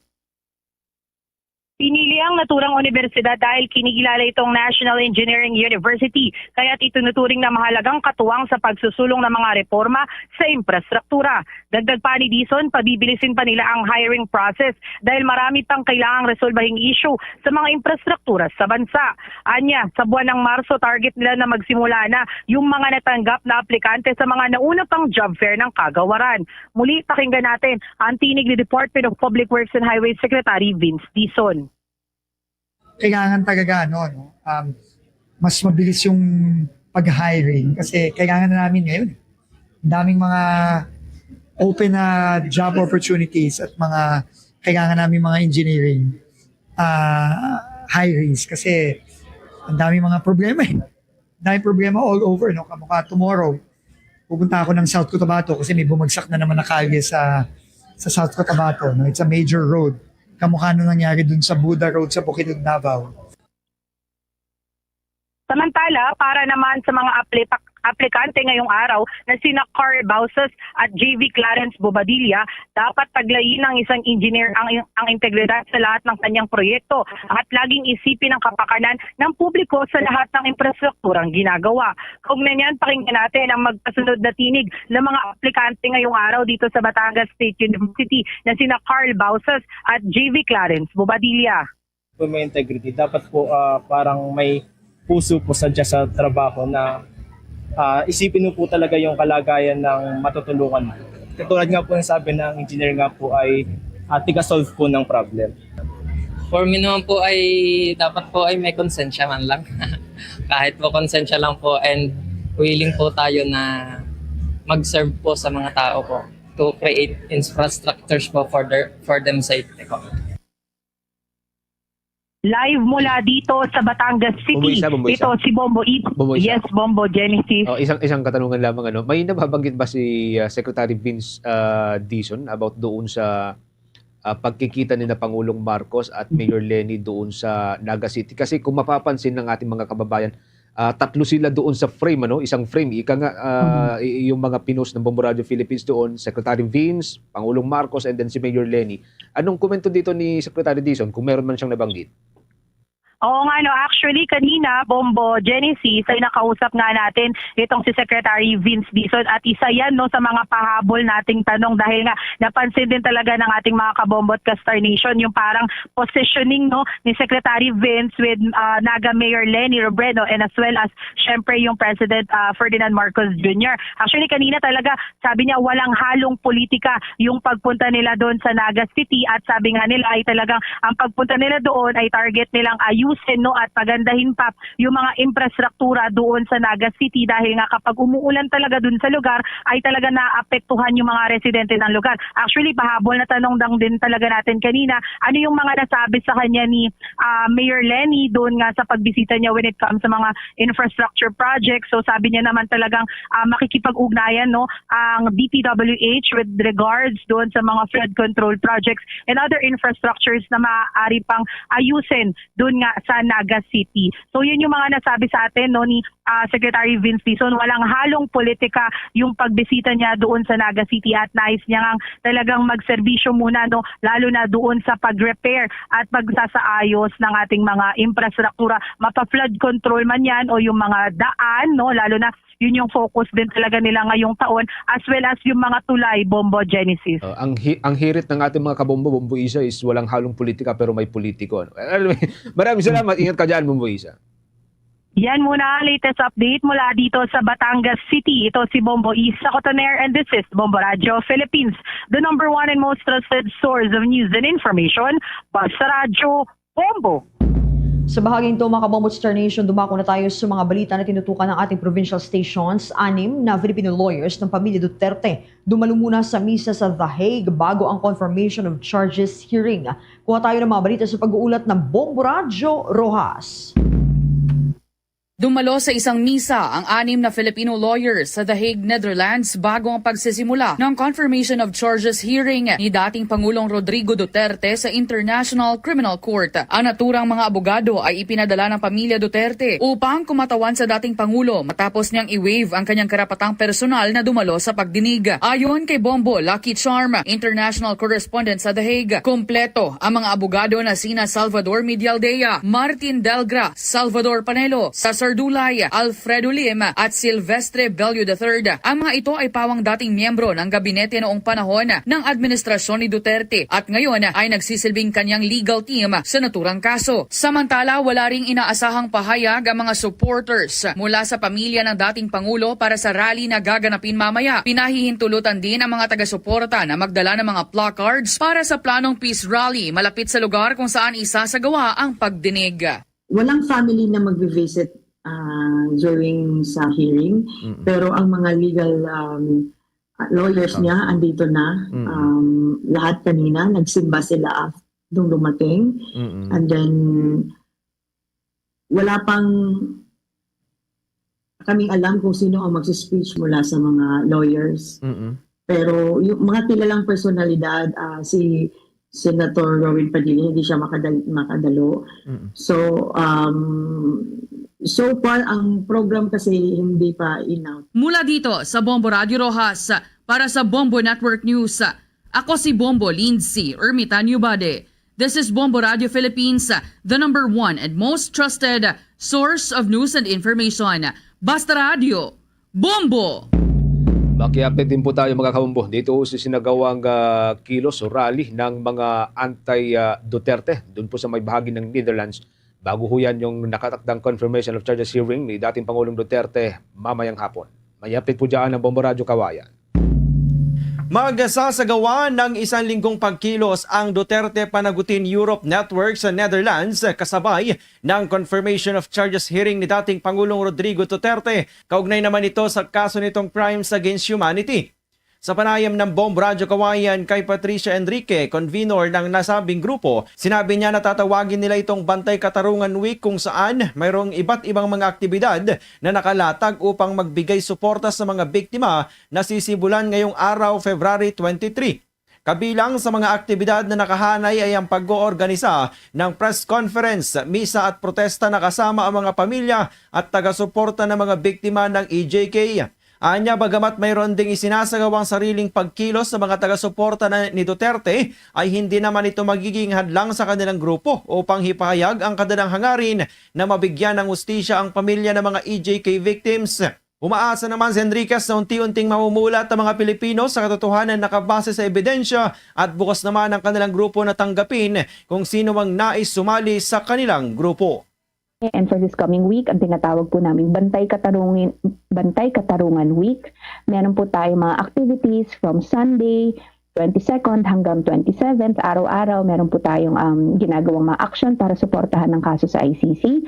And at the same time, meron din po tayong action sa 25th para sa EDSA at 40. So kasama rin po ito sa tuloy-tuloy na paglaban sa accountability and justice. So hindi lang po ito isang kaso tungkol sa ICC, pero ang pangsangkatauhan at pangbuong Pilipinas sa paglaban sa justisya, accountability at sa karapatan nating mga Pilipino. Yan ang ulat mula rito sa Bombo Radyo Kawayan para sa Bombo Network News. Ako si Bombo Jason Felina nagulat. This is Bombo Radyo Philippines, the number 1 and most trusted source of news and information. Basta Radyo Bombo. The ASEAN Philippines 2026 updates mula sa Bombo Radyo Philippines. Fully digitalized. Basta Radyo Bombo! Etong 10-day gun ban ipinatupad na sa Iloilo City para sa nalalapit na ASEAN meeting. May report, Bombo Radyo Iloilo. Ipinatupad na sa Iloilo City ang 10 araw na gun ban bilang bahagi ng security measures para sa High-Level Association of Southeast Asian Nations o ASEAN meetings na nakatakda sa Pebrero 25 hanggang 27. Ayon sa Police Regional Office 6, epektibong temporary suspension ng permit to carry firearms outside of residence simula noong Biyernes at tatagal hanggang Marso 1 sa ilalim ng direktiba. Ang mga uniformed at on-duty personnel lamang mula sa otorisadong mga law enforcement agencies ang papayagang magdala ng armas. Sa panayam naman ng Bombo Radyo kay Police Colonel Wilbert Parilla, officer in charge ng Iloilo City Police Office, sinabi nito na nakadeploy na ng mahigit 1,900 mga police personnel ang Iloilo City Police Office. Ito ay para magbigay seguridad sa mga delegado sa loob ng 3 araw na meeting ng mga ministers mula sa mga bansang kasapi ng Association of Southeast Asian Nations, kabilang ang Brunei, Cambodia, Indonesia, Laos, Malaysia, Myanmar, Singapore, Thailand, Timor-Leste, Vietnam at Pilipinas. Wala naman tayong na-receive na threats, but again, we are maximizing our forces to prevent any eventualities. Yung VIP securities natin, yung close aim, they have separate trainings for VIP security. Mula dito sa Bombo Radyo Iloilo para sa ASEAN Philippines 2026 update ng Bombo Radyo Philippines. Ito si Bombo Ayang Gahete, nag-uulat para sa the number 1 and most trusted source of news and information. Basta Radio Bombo! Sa iba pang mga provincial report, mga kabombo, ilan pong mga pamilya ng mga biktima ng extrajudicial killings ay binigyan po ng sertifikasyon upang makapasok sa loob ng confirmation of charges hearing o doon po sa may hall kung saan po isasagawa itong confirmation of charges hearing. May update po dyan ng Bombo Radyo Dagupan. Nakatakdang magsagawa ng aktibidad ang grupong Rise Up for Life and for Rights, katuwang ang mga pamilya ng biktima ng extrajudicial killings sa Netherlands kaugnay ng confirmation of charges hearing sa International Criminal Court. Sa naging panayam ng Bombo Radyo Dagupan kay Rubilin Litaw, ang coordinator ng Rise Up for Life and for Rights, umaasa silang mas marami pang ebidensya ang mailalatag upang tuluyang makamit ng mga biktima ang hustisya. Sinabi ni Litaw na malaking pag-asa ang dala ng pagdinig para sa mga pamilya ng EJK victims na personal nagtungo sa The Hague upang saksihan ang proseso ng paglilitis. Umaasa niya ang mga ito na magtutuloy-tuloy na ang pag-usad ng kaso. Nakatakda ring magsagawa ng sama-samang paglalakad at pagmamarcha ang mga grupo patungo sa ICC grounds na susundan ng isang maikling programa bilang pakikiisa at pag-alala sa mga biktima. Sa katunayan, aniya, binigyan din umano ang ilan sa mga pamilya ng sertifikasyon na magbibigay daan upang makapasok sila sa loob ng pagdinig. Ito na yung pagkakataon, isang historic moment po ito na kumbaga ang isang taong makapangyarihan ay wala siya karapatan na gawin yung pandarahas mulo ng makatao. Samantala, nakatakdang magtipon ang Filipino community sa harap ng gusali ng ICC bilang pagpapakita ng suporta naman kay dating Pangulong Rodrigo Duterte. Ayon kay Amic Garcianiego, ang Vice Chairman ng United Filipinos Global UK, ibinahagi nito na abala na ang kanilang hanay sa paghanda para sa nakatakdang rally. Layunin umano aniya ng pagtitipon na ipahayag ang kanilang paninindigan kaugnay ng mga usaping kinakaharap ng dating Pangulo sa ICC. Gayunman, aminado ito na dahil sa limitadong espasyo at mga patakaran sa lugar, tinatayag na sa 100 lamang ang papayagang makilahok sa naturang pagtitipon. Sa patas na laban, pero namang mga matatilinong abogado na both international and local na mag-aalalay. Para sa Bombo Network News, mula rito sa lalawigan ng Pangasinan, Bombo Mayra Resida nag-uulat. This is Bombo Radio Philippines, the number one and most trusted source of news and information. Basta Radio, Bombo! Diyan naman sa bahagi ng Central Visayas, sa Simbahang Katoliko ng Cebu, mangunguna sa marcha para sa pagunita ng ika-40th EDSA People Power Revolution Anniversary. May mga report dyan ng Bombo Radio Cebu. Nakahanda na ang mga miyembro ng Cebu Anti-Corruption Coalition para sa ikalawang yugto ng Cebuano Pakigbisog kontra Korupsyon Konsupak 2.0 kasabay ng paggunita sa ika-40 anibersaryo ng 1986 EDSA People Power Revolution. Ayon kay Father Jose Pagdiong, ang Society of the Divine Word ng Roman Archdiocese of Cebu, ang pagtitipon ay hindi lamang isang pangkaraniwan na kaganapan, kundi isang makabuluhang pag-alala sa diwa ng EDSA People Power at isang malinaw na paninindigan para sa pagtaguyod ng mabuting pamamahala, pananagutan at integridad sa pamahalaan. Binigyang din ni Padre Pagdiong na hindi papayagang magsalita sa entablado ang mga politiko upang maiwasan ang anumang pamumulitika at matiyak na mananatiling hindi kinikilingan ang programa at nakatuon sa adhikain laban sa korupsyon. Magsimula ang mga aktibidad sa isang banal na misa sa Santo Niño Pilgrim Center, ganap na alauna ng hapon na susundan ng isang simboliko at mapayapang marcha. Lalahukan ito ng iba't ibang sektor ng lipunan, mga kinatawan ng iba't ibang pananampalataya,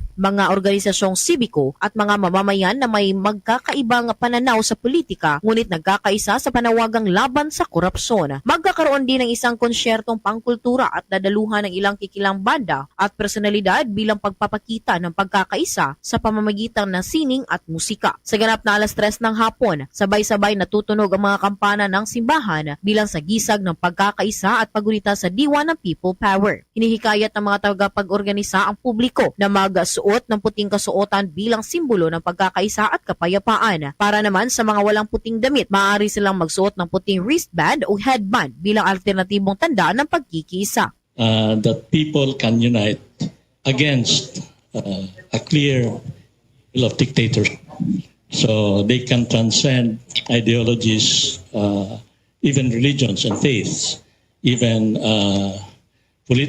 politics, to unite against a common threat against the welfare of the Filipino people. Mula rito sa lungsod at lalawigan ng Cebu, this is Bombo Irene Ardiente and this is Bombo Radio Philippines, the number one and most trusted source of news and information. Basta Radio, Bombo! Abangan humamaya mga kabombo ang atin pong special coverage, kasabay po ng nakatakdang confirmation of charges hearing ni dating Pangulong Rodrigo Roa Duterte. Mga ganap pong 4:30 ho ng hapon ay magsisimula na po ang ating special coverage at pwede rin po ninyong mapanood, mapakinggan sa pamagitan po ng mga provincial station po natin sa kanilang social media pages. So kung sa mga kababayan po natin na narito, tututok po sa magiging kaganapan humamaya, pwede po niyong subaybayan ang hearing sa pamagitan po ng provincial stations natin. Meron tayong 32 fully digitalized AM at mga FM station gamit yung kanilang mga social media pages. Iba't ibang social media pages po yan, Facebook, YouTube, TikTok at maging sa Bombo mobile app. Diyan sa Visayas, mga kabombo, pwede po ninyong tutukan ang mga provincial stations po natin dyan. Nariyan pong Bombo Radio Iloilo at Star FM Iloilo. Sa mga taga riyan po sa may bahagi ng Iloilo Province at mga katabing probinsya. Sa Negros area, nariyan pong Bombo Radio Bacolod at Star FM Bacolod. Sa probinsya po ng Cebu at mga katabing probinsya, ang Bombo Radio Cebu at Star FM Cebu. Diyan po sa may bahagi ng Capiz at mga katabing probinsya, ang Bombo Radio Rojas at Star FM Rojas. Kapag nagawi ho kayo dyan sa may bahagi ng Kalibo, riyan po ang Bombo Radio Kalibo. At sa mga taga-riyan sa probinsya po ng Leyte at mga katabing probinsya, ang Bombo Radio Tacloban. At bago tayo magtapos, narito ang ating oratio, Imperata for Peace.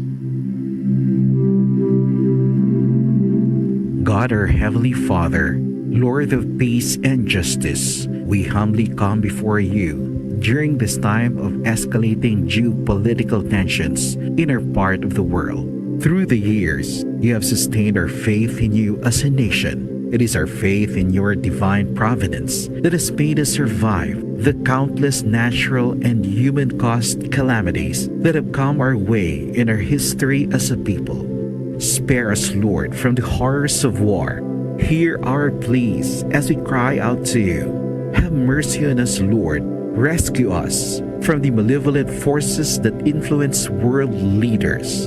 For we believe that our struggle is not against flesh and blood, but against the rulers, against the authorities, against the powers of this dark world, and against the spiritual forces of evil in the heavenly realms.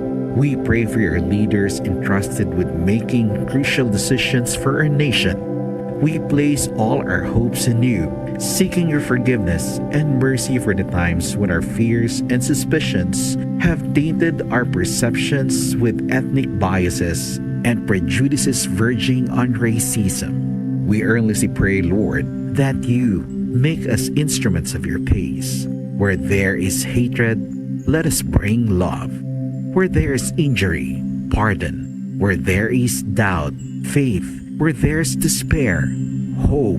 Where there is darkness, light. Where there is sadness, joy. Through our Lord Jesus Christ, your Son, who lives and reigns with you in the unity of the Holy Spirit, God, forever and ever. Amen. Our Lady, Queen of Peace, pray for us. Saint Michael the Archangel, Pray for us. Saint Joseph, Pray for us. Saint Francis of Assisi, Pray for us. Saint Lorenzo Ruiz, Pray for us. Saint Pedro Calungsod, Pray for us. Yan na pong kalipunan ng ating balitaan para sa pangtanghaling edisyon ng Bombo Network News, ang back-to-back winner sa Catholic Mass Media Awards bilang Best News Program. Mula rito sa News Center Makati, this is Bombo Radio Philippines, the number one and most trusted source of news and information, Basta Radio. Bombo! For the most trusted source of news and information, visit our website at www.bomboradio.com. Follow us on Bombo Radio mobile app, Facebook, YouTube, TikTok, and X, formerly Twitter. Like, share, and stay connected. Anytime, anywhere. Iloilo, Philippines Standard Time, impuntulaw na sa hapon, balik na diri sa pagpangalagad sa Bombo na isaudto sa DYFM Bombo Radio Iloilo. Sa gyapon ko po mo Bombo Chama Blanco Hover. Stand by sa aton sining mga kabombo sa dugang mga balita kagay impormasyon. Check naton si Bombo Hana anda sa Iloilo City Traffic and Transportation Management Office Head Police or Retired Police Colonel Oldarico Garbanzos, pabor nga dapat na ma-remind ang mga drivers and traffic regulations sa syudad sa Iloilo. Kay ang kalabanan sining mga driver, dumduman man sila nila kag balaan man na nila galing kiti ko kay sabla nagapangibabaw gid ang pagkabirtuldo. Hindi lang sa mga drivers ang di pamasayro sining nga salakyan mayara man kag medyo amo-amo man lang sila no sa mga private nga mga salakyan bla nga nagamaniho sa aton sining nga mga kabumbo para sa pagkabilugan, para sa tanan-tanan, para sa aton ini dapat sinibanwa nga mahibaluan gid naton kag maintindihan naton ang mga pagsulundan with regard sa traffic regulations diri sa syudad sa Iloilo. Kay kung hindi naton mahangpan hindi naton maintindihan or magpakatiga kita sa pag-insindi kag paghangop sina o di mas magalala ang sitwasyon sa dalagan sa trapiko diriya sa syudad sa Iloilo. O kay tikon istoryahan sini nato ng mga traffic regulations kadamo man kag kalabanan sa mga driver sini gani naton tinuig kag dinikada naman gani nga nagamaniho diriya sa mga dalanon sa syudad sa Iloilo. Halos sa matagsa matag-adlaw present sila, ara sila sa mga mayor nga dalanon naton. Balikan tabla or check ta ang linya ni Bombohana. Anda sa Bombohana sa report, please go ahead. Bombohana, Philippine Standard Time, 2 minutos na nakaligad sa takna sining launa. Ano nga mga traffic regulations ni sa syudad nga dapat pa i-remind sa aton sining mga drivers aw? O kay tikon adlaw-adlaw ikaw nga nagamaniho sa imo sining salakyan, halos daw tanan man sining mga ordinansa kag mga regulasyon ang imo sining mahangpan. Ano pang i-remind sina diri banwa? O check ta balikan tang linya ni Bombohana. Bombohana, please go ahead. Pabor si Iloilo City Traffic and Transportation Management Office Head, retired Colonel Darko Garbanzos, nga pag-review, pag-remind mismo ang mga traffic rules and regulations sa mga drivers sa mga syudad sa Iloilo, Bombotsama. Lakip naman diri ang mga private car owners, kaya mo man sa mga drivers ng traditional jeepney, kag modernized jeepney, agad nga ma-implement rin sila sa ila kung istriktuhan man sa mga dalanon when it comes diri sa mga traffic signage nga kinahanglan na diri sundon kaangay sa mga loading and unloading, mga no parking areas, kag iban pa nga mga traffic rules and regulations sa syudad nga kinahanglan mga sundon sa mga drivers nga ipag-remind sa ila agad nga mangin tayo yun ang flow sa traffic diri no sa may syudad sa Iloilo, Bombotsama. Gidalaman diri ang update diri ni retired Colonel Garbanzos ang ila man diri nga deputize na sa Land Transportation Office na subject to endorse by Mayor Raiza Peñas ang 7 ka mga personnel coming from City Traffic and Transportation Management Office. 7 ka personnel dala na diri si retired Colonel Garbanzos nga i-endorse ni Mayor for deputization man diri pakadto diri sa Land Transportation Office. Kag nagalaong man diri sila nga agrihan man agad nga maka-implement man sang national law kaangay man diri sa mga transport co-op nga may overloading just like anti-sardinas policy and other pagid nga mga pagsulundan nga pwede man ma-implement agad tayo sa City Traffic and Transportation Management Office. Although nga tigito mangkot man diri si Colonel Garbanzos kon siya man bala will be seen only also diri man sa mga dalanon sa pagpatuman sa ining mga layiman ang iya madri nga ginapasalig nga magasunod ba siya sa national law and mismo man sa mga personnel nga kadungan niya nga endorse ni Mayor Raiza Peñas. Kaya agad nga makabaskog pagid diri kag masunod pagid no ang mga pagsulundan na diri man sa syudad sa Iloilo. Ila binagid ang na-mention ni Mayor Raiza Peñas nga ang disiplina kag pagsunod gid mismo sa traffic rules and regulations diri sa syudad sa Iloilo ang kinahanglan na gyud nga solusyonan kag madasig man nga maaktuhan mismo sang mga drivers Bombotsama. Ikabatay nato na naging pahayag ni retired Colonel Darko Garbanzos. They are parts ang aton nga internal audience no sa aton nga traffic training and orientations. Ang LTO nagakandak man sini, ang LTFRB nagakandak man sini ito. Pero part ini sang aton nga ginaubraman nga ang external audience naton nga dapat ma-remind no sang aton nga mga existing regulation ordinance sa city, ang mga discipline kag ano gid bala ang dapat nga sundon no insofar sa loading unloading sa pag-park no and all other protocols na dapat sundon. So sa mga traffic aids sa Subong wala pa sang regular employees para nga ma-apply sa for deputation sa LTO. May ready for endorse na akong 7 ka personnel including me para ini sa i-endorse ang aton city mayor, i-endorse siya ini for deputation pakadto ini sa aton LTO. Hopefully no ma-qualify or ma-approve na ni amon nga deputation so that kami maka-implement man sang aton national law, maka-implement man kami sa implementation sa mga ginamuno na sang aton nga transport co-op. May mga kulurom kagti kami maka-implement man sang anti-kulurom operation. So meaning sir, kung mabawa be hypothetically ma-deputize ka sir, pirmi kayo sa dalan, makita ka pirmi sa dalan. Ako I am really willing gid nga mag-operate together sang amon nga mga personnel.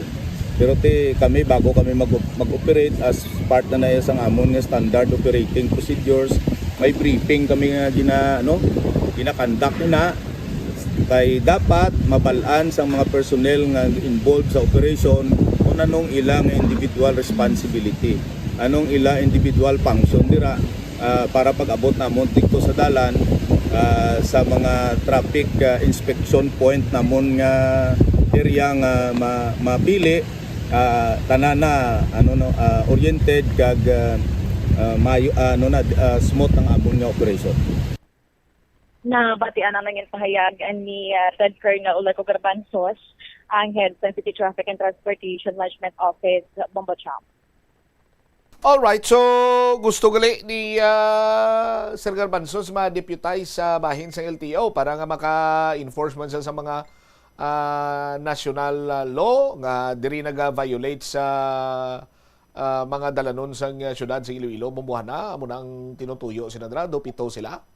Yes, tama, Bombocham. Kaya ilagari nga tinutuyo nga ma-implement man nila, kumaga ma-deputize ng LTO sila and iban pa man nga mga pagsulundan. Just like anti-sardinas policy, kung matutuman nato last time, hindi sila man ka-implement ng Ambo City since nga hindi pa sila na-deputize ng LTO, but then pinaagi sa pag-endorse ni Mayor Raisa Treñas nga they are hoping also nga maagrihan man nga makapatigayon sila kung makapatuman man sa national law sa dalanan. Para sa ulihi, just in case, nga magginusi sa magpinasakay isang kaso, or whatsoever, hindi sila maigo sa technicalities. Kay nahangpan sininaton mo, but kung lang taon nimo in plain view, kag kung imo siniya nga hangpon, maghambal ikaw nga sardinas, di bala, gamay na siya nga lata, tapos pilit kagin paigo dira ang sang una 5 panigani ikakihan sang isda no? Pero subong kung isa 4, kung isa 3 na lang, ang thought bala nga nagaginutok ang punto, no? So anti-sardinas policy, same lang na siya sa overcrowding, overloaded, ugali kiti different terms lang ang gingamit, but the mere fact nga ginalikawan naton kag hindi pwede ginadumilian kag existing man sa aton sining ordinansa ang overcrowding or dapat no overcrowding, maigo lang man siya gyapon sinabombohan na sa santo sa ordinansa naton, no? In terms naman sa i-remind ang mga drivers na nasiling ko na gani, okay man ini, maayo man ining tinutuyo, ginahimo man gani ini sa nasyonal kuno nga bahin, but kalabanan sa mga drivers naton makabingta din kada na nga nagamaneho sang salakyan diri pa sa syudad sa Iloilo. So kung i-remind ta pangin sila liwat, balik-balik na lang, much better siguro enforcement na lang sang ordinansa pag nag-violate tikitan kag kung pila dirang penalidad abagahon sang driver nga nag-commit sina para nga okay nakita sang damo pa nga binaisay so long as nagasandig sa ordinansa or may ordinansa nga ginabasihan ang aton sining mga traffic enforcer. Siguro ang dapat nga i-remind kag dapat nga paintsindihon sa aton sining mga kabombo, continuous learning or continuous reminders amo ang aton sining mga traffic enforcer. Nagawonder lang ako kay ginmuno ko nagligad sa may atubang sang gisanugwang ko may pedestrian lane na dira na nakabutang ang signage nga no loading, unloading. Agyan ko to sa nagligad. Igimuno ko lang as lingkod pugok ding traffic sa crossing diri patabo ka Santa Maria Church. Gapugok dira. Kay ti dira nagat pulundo tanan, traditional jeepney, minibus, so on and so forth. Dira naga pinundo tanan apisar nga mayara sang signage nga no loading, unloading. Agyan ko no ligad, why na? Sa mga kabumbo naton, siguro mag-agree magamusakon yung magliko ka diri pa to pakanto ikaw sa may central area, no? May Maria Clara area, mapundo ka ginanay kiti ang saunhan to sa tubang sang sentral hawan. Dira yan nagapugok kay dira na tanan naga-standby ang mga tradisyonal kag mga minibus, of which tani dito nila dampi sa babaw-babaw butangan sang loading unloading area. Bumbuhan na parang ang likuon dira, intersection dira or palikuan diretso, no? So amo na bla, reminders why kontra tsimpo. Galing ko kisa do galibog man ulota kung di na pamutang mga signages, han? Tama, pag na Bombot Sham.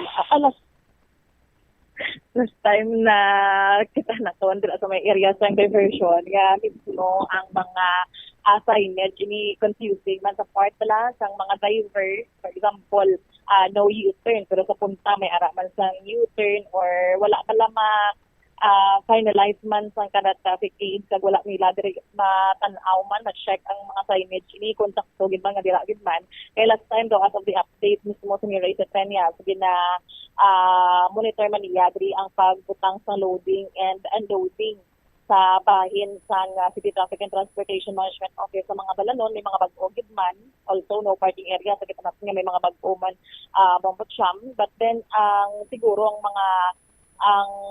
mga daan sini kinahanglan nga isla na kuntuwaon bala nga daw accessory na siya sa para man sa mga drivers na nagka-confuse man kung amugid man diri o kung hindi man Bombot siya. And para sigurado ang implementation, ang mga nagadihon sa ordinansa, nagapasar sa ordinansa, ang maga-implement, ang maga-enforce, tilawin nyo man commute. Testingin nyo man bisan 3 times a day lang or 3 times a week.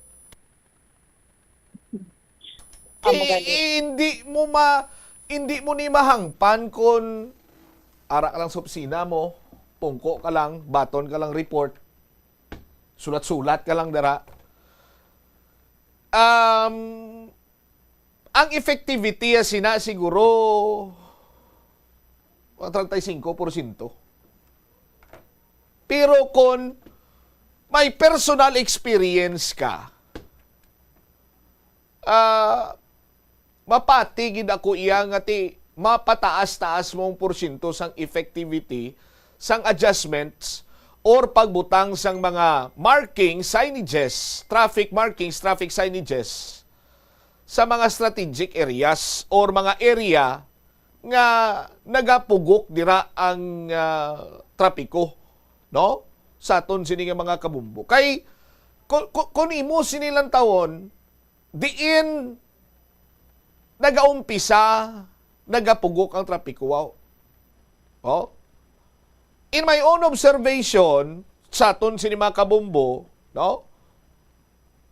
Kanya-kanya kita ya entitled sa kaugalingon sini nga opinion naton. So kung ano opinion mo, pero one thing is for sure, diin nagapugok ang dalagan sa trapiko ara sa entrance and exit sang mga universidad, eskwelahan, bulutuhan. Ara ginadira.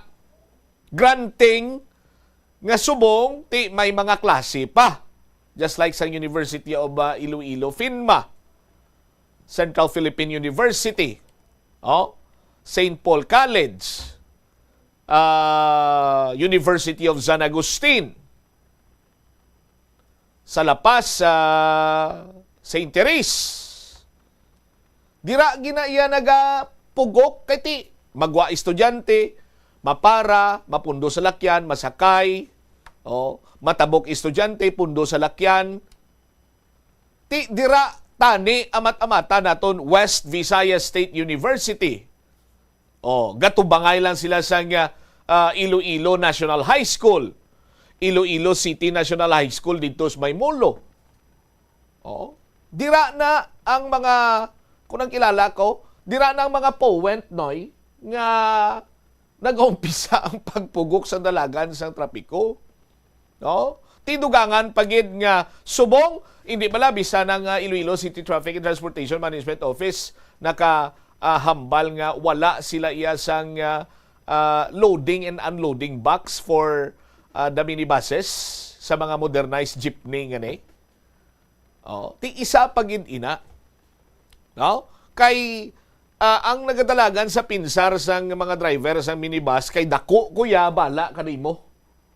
Magdulog kuya ti kung gasunod ka sa akong bala ka day. Kung sinigabong man sa lakyan mo, basta ya ma-pick up kaya pa sa iro, bala na. May iban nga nagasunod gid iya nagapahigad. So, thank you so much. Kag padayunan nyo ina. Pero, amo na bla, kay kumo dako siya nga sa lakyan, bisan di na lang siya masunod. No? Or bisan di lang siya mapundo, ma-pick up sa iya sininga pa sa iro. Of which, hindi tani amo sina. Kag hindi na dapat naton i-remind. Dapat sina dakpon dayon. Bombohana? Tama gid Bombo Champ kay last time na pamangkot diri kon pila na ang record nila.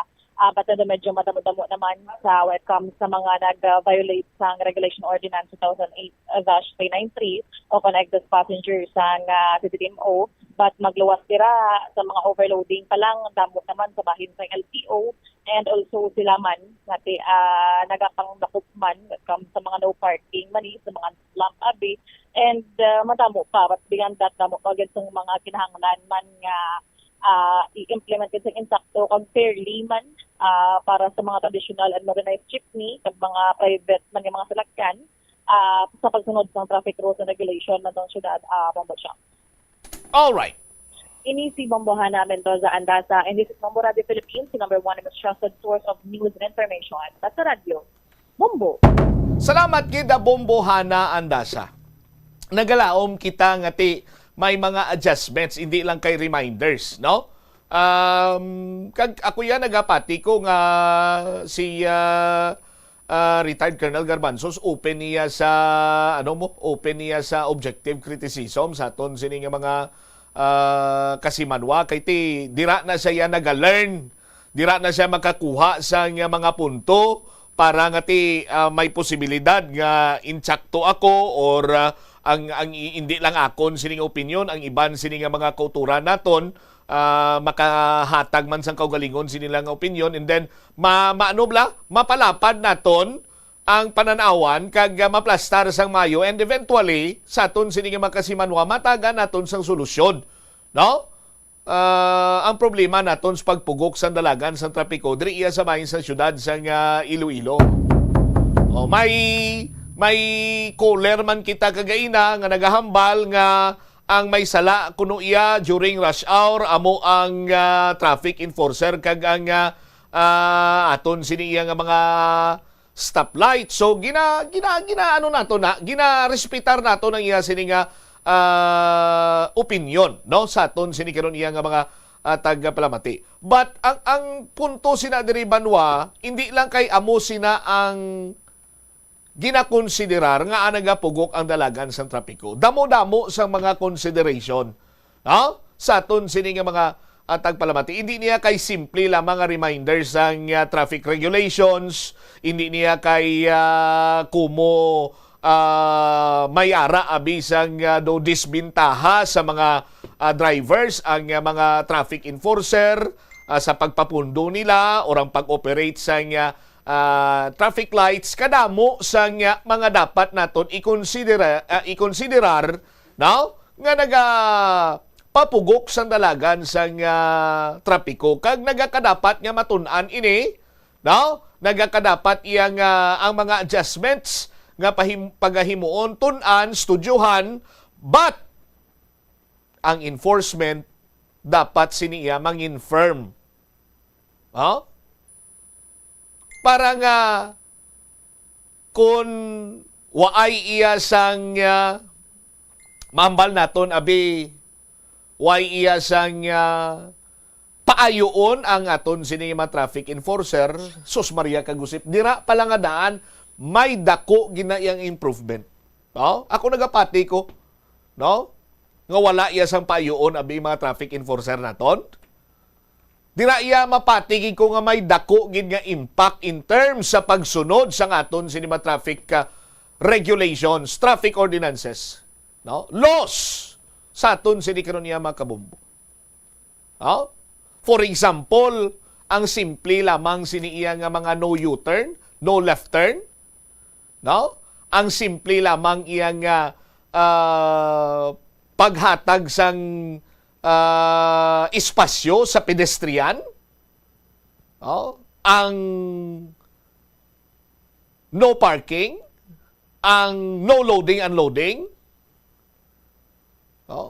dakpa bala pirmi, why ayo anay, sa aton sinima kuturan, kay ang mangin resulta sina, mismo, ang driver, amo na ya, ang magpasiguro nga samtang nagamaniho siya, hindi siya magkomiter sang anuman nga violasyon.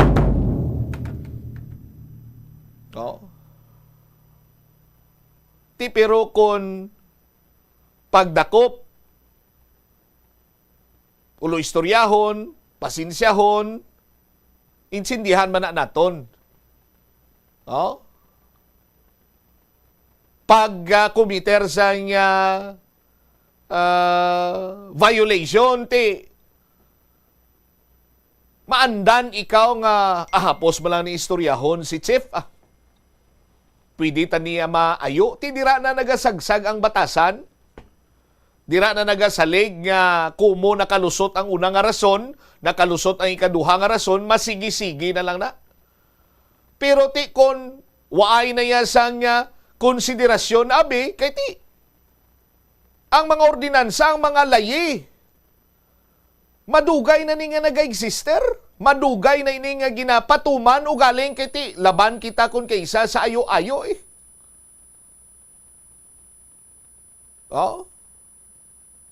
And unta-tunta na ang pagsaylo-saylo sa mga signages. Dumduman ko na sadtong unang tsimpo, gapatrol pa lang kita, madamo kita sang nabaton siniiya nga mga ipabumbo. Kalabanan sinibanwa, ang reklamo nila, sadtong unang tsimpo, nga do kasubong kuno nga nagapamunit ang mga traffic enforcer. Kay kung may signage diri nga, for example, no loading, unloading, kag daw why sila sa may madakpan dira, sa Ilohon naman nila. Tiyan mo ng term sa mga drivers ang una, daw kasubong nga nagapamunit. But, ang amo sinaiyang plastada, why na nag-exister subong. Nagapati kita, hindi na yan pwede sa pagdumalahan ni retired Colonel Garbanzos. Ang mga kabulastugan, kagaguhan sang mga kasubong nga mga nagatrabaho under his supervision, why na nag-exister, damo na siya sa pinahalin na gani. Pero tiyan mo na, dapat enforce gid, kay kung marealisar na nila sa mga driver nga why na yaayo anay subong at simpo, pananglitan nga nag-violate ikaw, may penalidad gid, may multa, sila mala na mamatumato nga mag-behave kag magsunod gid sa mga traffic ordinances, regulations, kag aton sini nga mga layi. 25 minutos na nakaligad sa takna sini nga law na pagbalik nato na banwa dugang mga balita kag impormasyon. Lalaki nasa puwan nga patay, dako-dako ang pila sa liong do kasubong nga gingulgol ang iya sini nga liong pulo pasensya sa mga nagapanyaga dira. Ang impormasyon sandig sa aton sini inisyal kagina nga pagpangusisa ining biktima ng lisensya kuno sa iya sining asawa nga hindi lanay magtulog sila balay. Kay do ginakibang siya kuno hindi siya matulugan kay nagligad ginbaybas ang iya sining upod. Igo muraya sa aton sino makabumbo. Sapwan saya, no? Panit na lang do panit na lang kuno tong naga hawid sa iya sining liog para magbulag sa iya sining lawas. No? Gintutukan ini sa aton sino makuptan mga bombo reporters balikan tang detalye sa aton sini pa rin nga pagpangalagad matapos gilamang pila ka importante nga mga Problema sa susunod, ipabombo! Korupsyon sa gobyerno, ipabombo! Kakulang sang serbisyo sa matalatapan sang gobyerno, ipabombo! Inhustisya kag hindi patas nga pagtrato, ipabombo!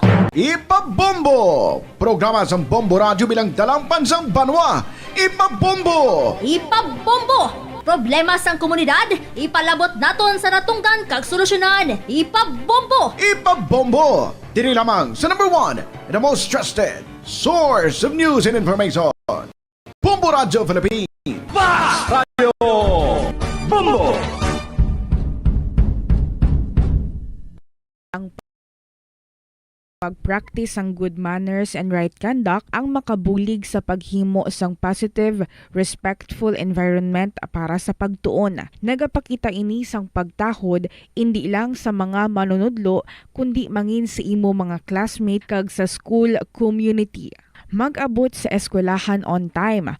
Ang pag-abot sang late sa klase. The Farmers Bazaar, your traditional public market with the touch of Plazuela Dos, ang isa ka lugar nga gintukod sa tion kag sa kasagsagan sa COVID-19 pandemic nga may tinutuyo nga maghatag sa imo sang safe marketing experience. Subong nga ang COVID-19 hindi nagidman dako nga pamahog kag nagapakadto na kita sa next normal. Rest assured nga ang Farmers Bazaar will further evolve agud yung magpadayon sa paghatag sa inyo sing satisfying marketing experience. The Farmers Bazaar sa lower level, tara na pahamtang ang fish, poultry kag meat section para naman sa inyo mga kinahanglanon nga prutas, utan kag iban pa, magbisita sa upper level, pinaagi sa paggamit sa hagdanan o kon sa pagkadto direkta sa parking lot. The Farmers Bazaar, your traditional public market with the touch of Plazuela Dos. O kon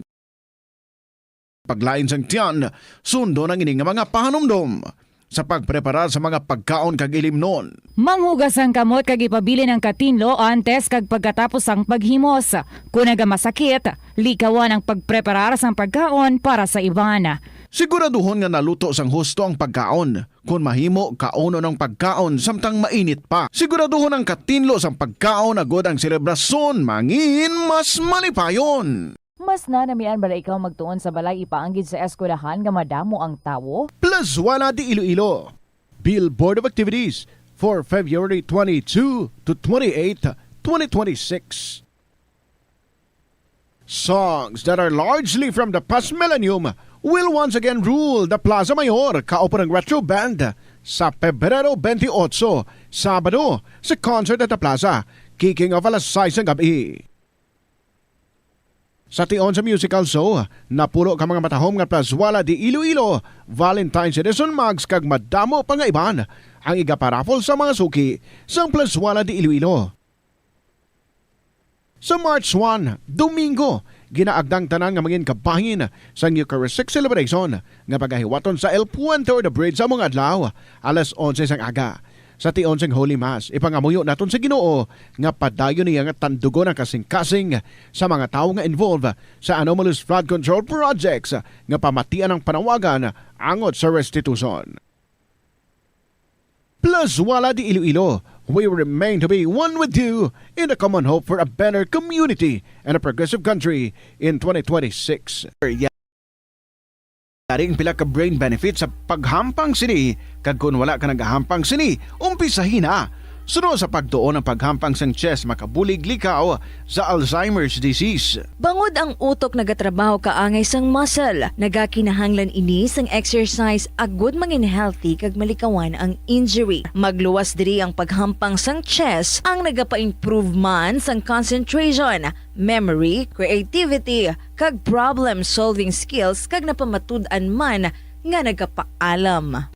Naga-subscribe bala ikaw sa mga serbisyo nga wala mo man ginagamit? Halimbawa, ang balayran mo na bala para nga makalantaw ikaw sang movies, pero sa tuod lang, wala naman ikaw tiyempo nga maglantaw sini. Hapos lang libatan ang bulanan nga mga subscription sa streaming services kag mobile apps, kag wala ka lang nakadipara, ma-charge na ini sa imo nga bank account bisan nga wala mo man regular nga ginagamit. I-review gid ang imo nga ginagastuhan sa mga charges kaangay sini, kag ikonsiderar man ang pagkanselar sa mga hindi kinahanglanon nga mga subscription agod nga mas magamit mo ang imo kwarta sa mas kinahanglanon nga mga butang. Ini nga pahanumdom ang ginadulong sa imo sang the number 1 and most trusted radio network in the country, Bombo Radio Philippines. Basta Radio! Oras sa Bombo Radio Iloilo, Philippine Standard Time, 32 minutos na nakaligad sa takna siningalauna.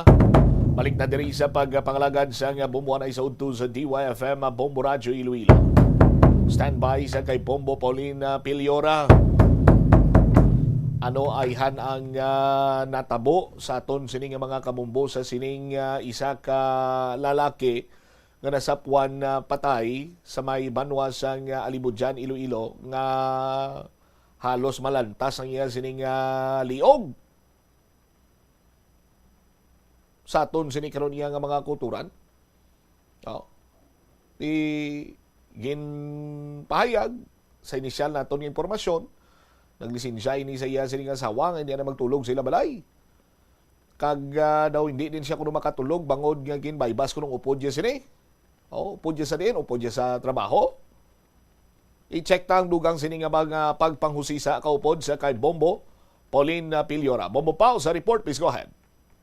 Nasa puan kagitan sa Daga Bombo Champ ang isa sa construction worker sa ginatrabahoan sinino nga gina-construct nga isa ka gasoline station sa barangay Balabago, Alimujan, Iloilo nga may-ari ini siya sang pilas sa iya diri nga liog no propesensya diri sa aton nga tagpalamati dako no kag do nagawa gini ang iya man nga liog kag ginkilala diri ang biktima nga si Marvin John Galiego 49 anyos, residente ini sa nga barangay Sinamay, Alimujan, Iloilo kag sado diri sa pagpalamangkot or pagpamangkot naton sa mga kaupdanan diri niya construction worker kag subong man no may iban diri nga nakakita sa iya man diri nga lawas no kag naman sang aga sino diri kay Sir Larry Cabral no nakakita diri una gid ni siya nakakita sa lawas diri sang biktima nga dito sa likod sang gasoline station sa tubang diri amo gining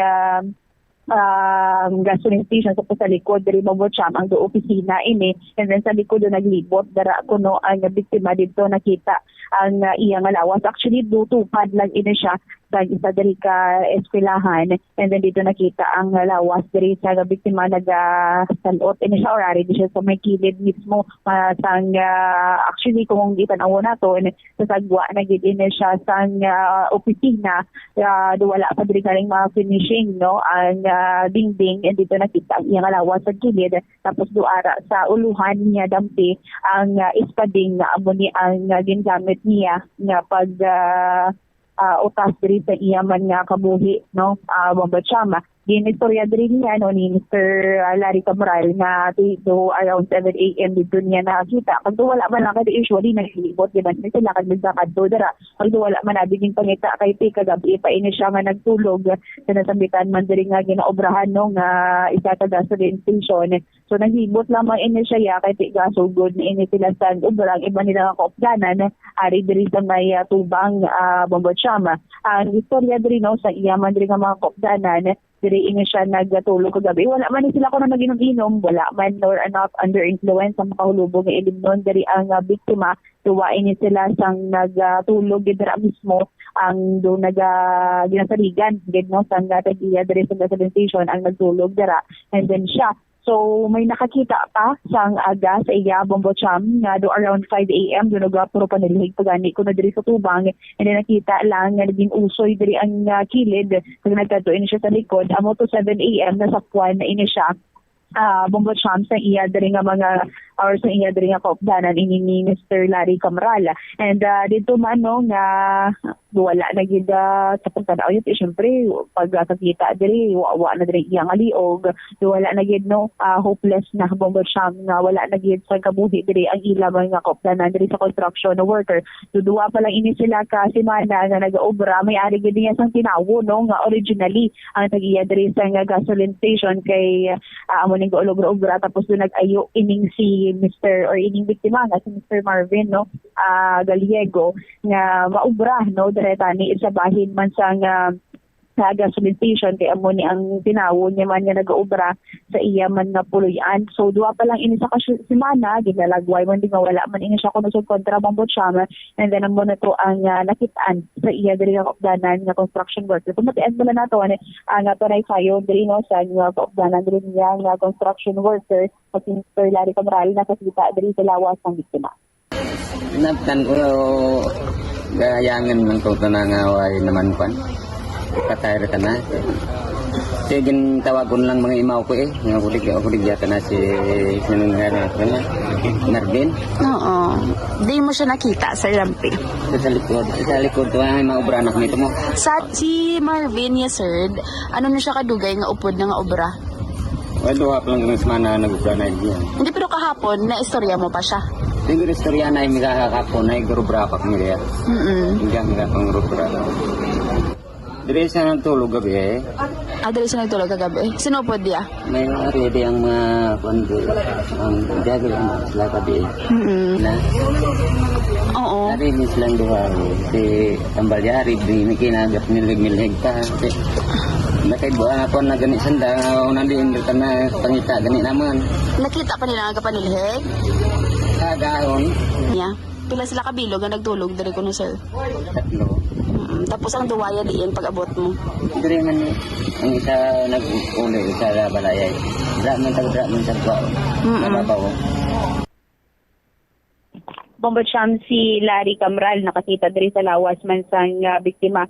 So amo to no ang set up kagina actually upod ni gali no sang biktima sa obra sa construction dira mismo sa gina-construct nga gasoline station ang iya subang nga bata. So nagapati sila sa pag-istorya man diri napon sa iya diri nga bata nga wala man sa kontra ang iya nga tatay kag mayo man diri ang pagtamdanay no sa sulod man diri kag actually pwede ka man dito kalusok sa likod ni alagyan man pero wala man sila sa may nakita nga do nagapanagupdop abi nga may ibang nga tawo nga nakasunod dira nga nag-obra diri sa biktima no. So amo ni ang sitwasyon man so kagabi around hapon ang motog indilin ini siya may kaupdanan so do actually tatlo sila nga nagtulog ang isa nagpuli mga around 10 PM no Bombo Cham so duwa na lang ini sila nga nagtulog kag ginhabulan niya pagani kanang isa diri niya man ka upod then amo to nagdaw sila sang aga dito gid no so amo silingon sa pagsugod pa lang sa adlaw may nakakita kang ruhi pa diri ang biktima around 5 AM kag dito na nakita ang lawas niya around 7 AM Bombo Cham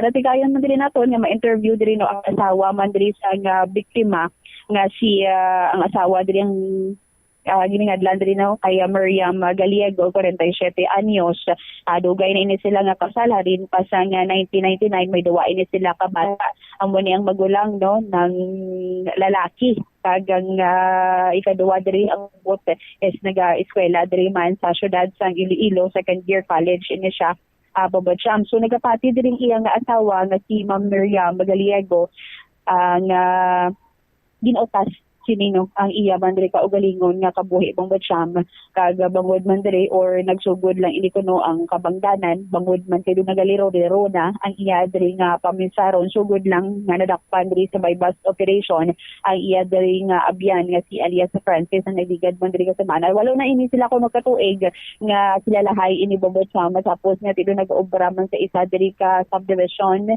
and sa sulod sa walo na katuig Mayo man diri ila nga pagtamdanay do permi sila ko nag-uupod nga nagainom-inom. So ginpasikto ni alias or ni Ma'am Miriam ang yadri nga bana nga ano nagagamit pa sang illegal nga droga. How nga makulbaan ka? Pero hambal niya ko no, sabat niya diri Bombo Cham wala man siya kuno no, nagagamit diri sa illegal nga droga kag sa TV niya malang ini ko na makita. kag wala na siya kan naka-testing. So nagapati diri entirely ang iya asawa nga wala nagabisyo diri ang iya bana. Amo wala na grabe kuno mga pi no kag kung gisa sa isa ka adlaw kalimay na siya kuno mga pi nagainom. Amo na kuno bisyo diri sa iya nga bana. So kanina pa gani kuno sa aga nakita diri sa upod niya nga construction worker nga isa na bala ka stick sa kape bombocham. Yun ladera niya ang baso duduwa ang tubig nga butang diri niya sa tasa duduwa lang bala ka tudlo ang kataason. So isog ang kape. Amo to dayon nga to naglibot na ini siya, amo to dayon ang natabo ang plastada pagka sa podre dayon man sa iyaman nga lawas.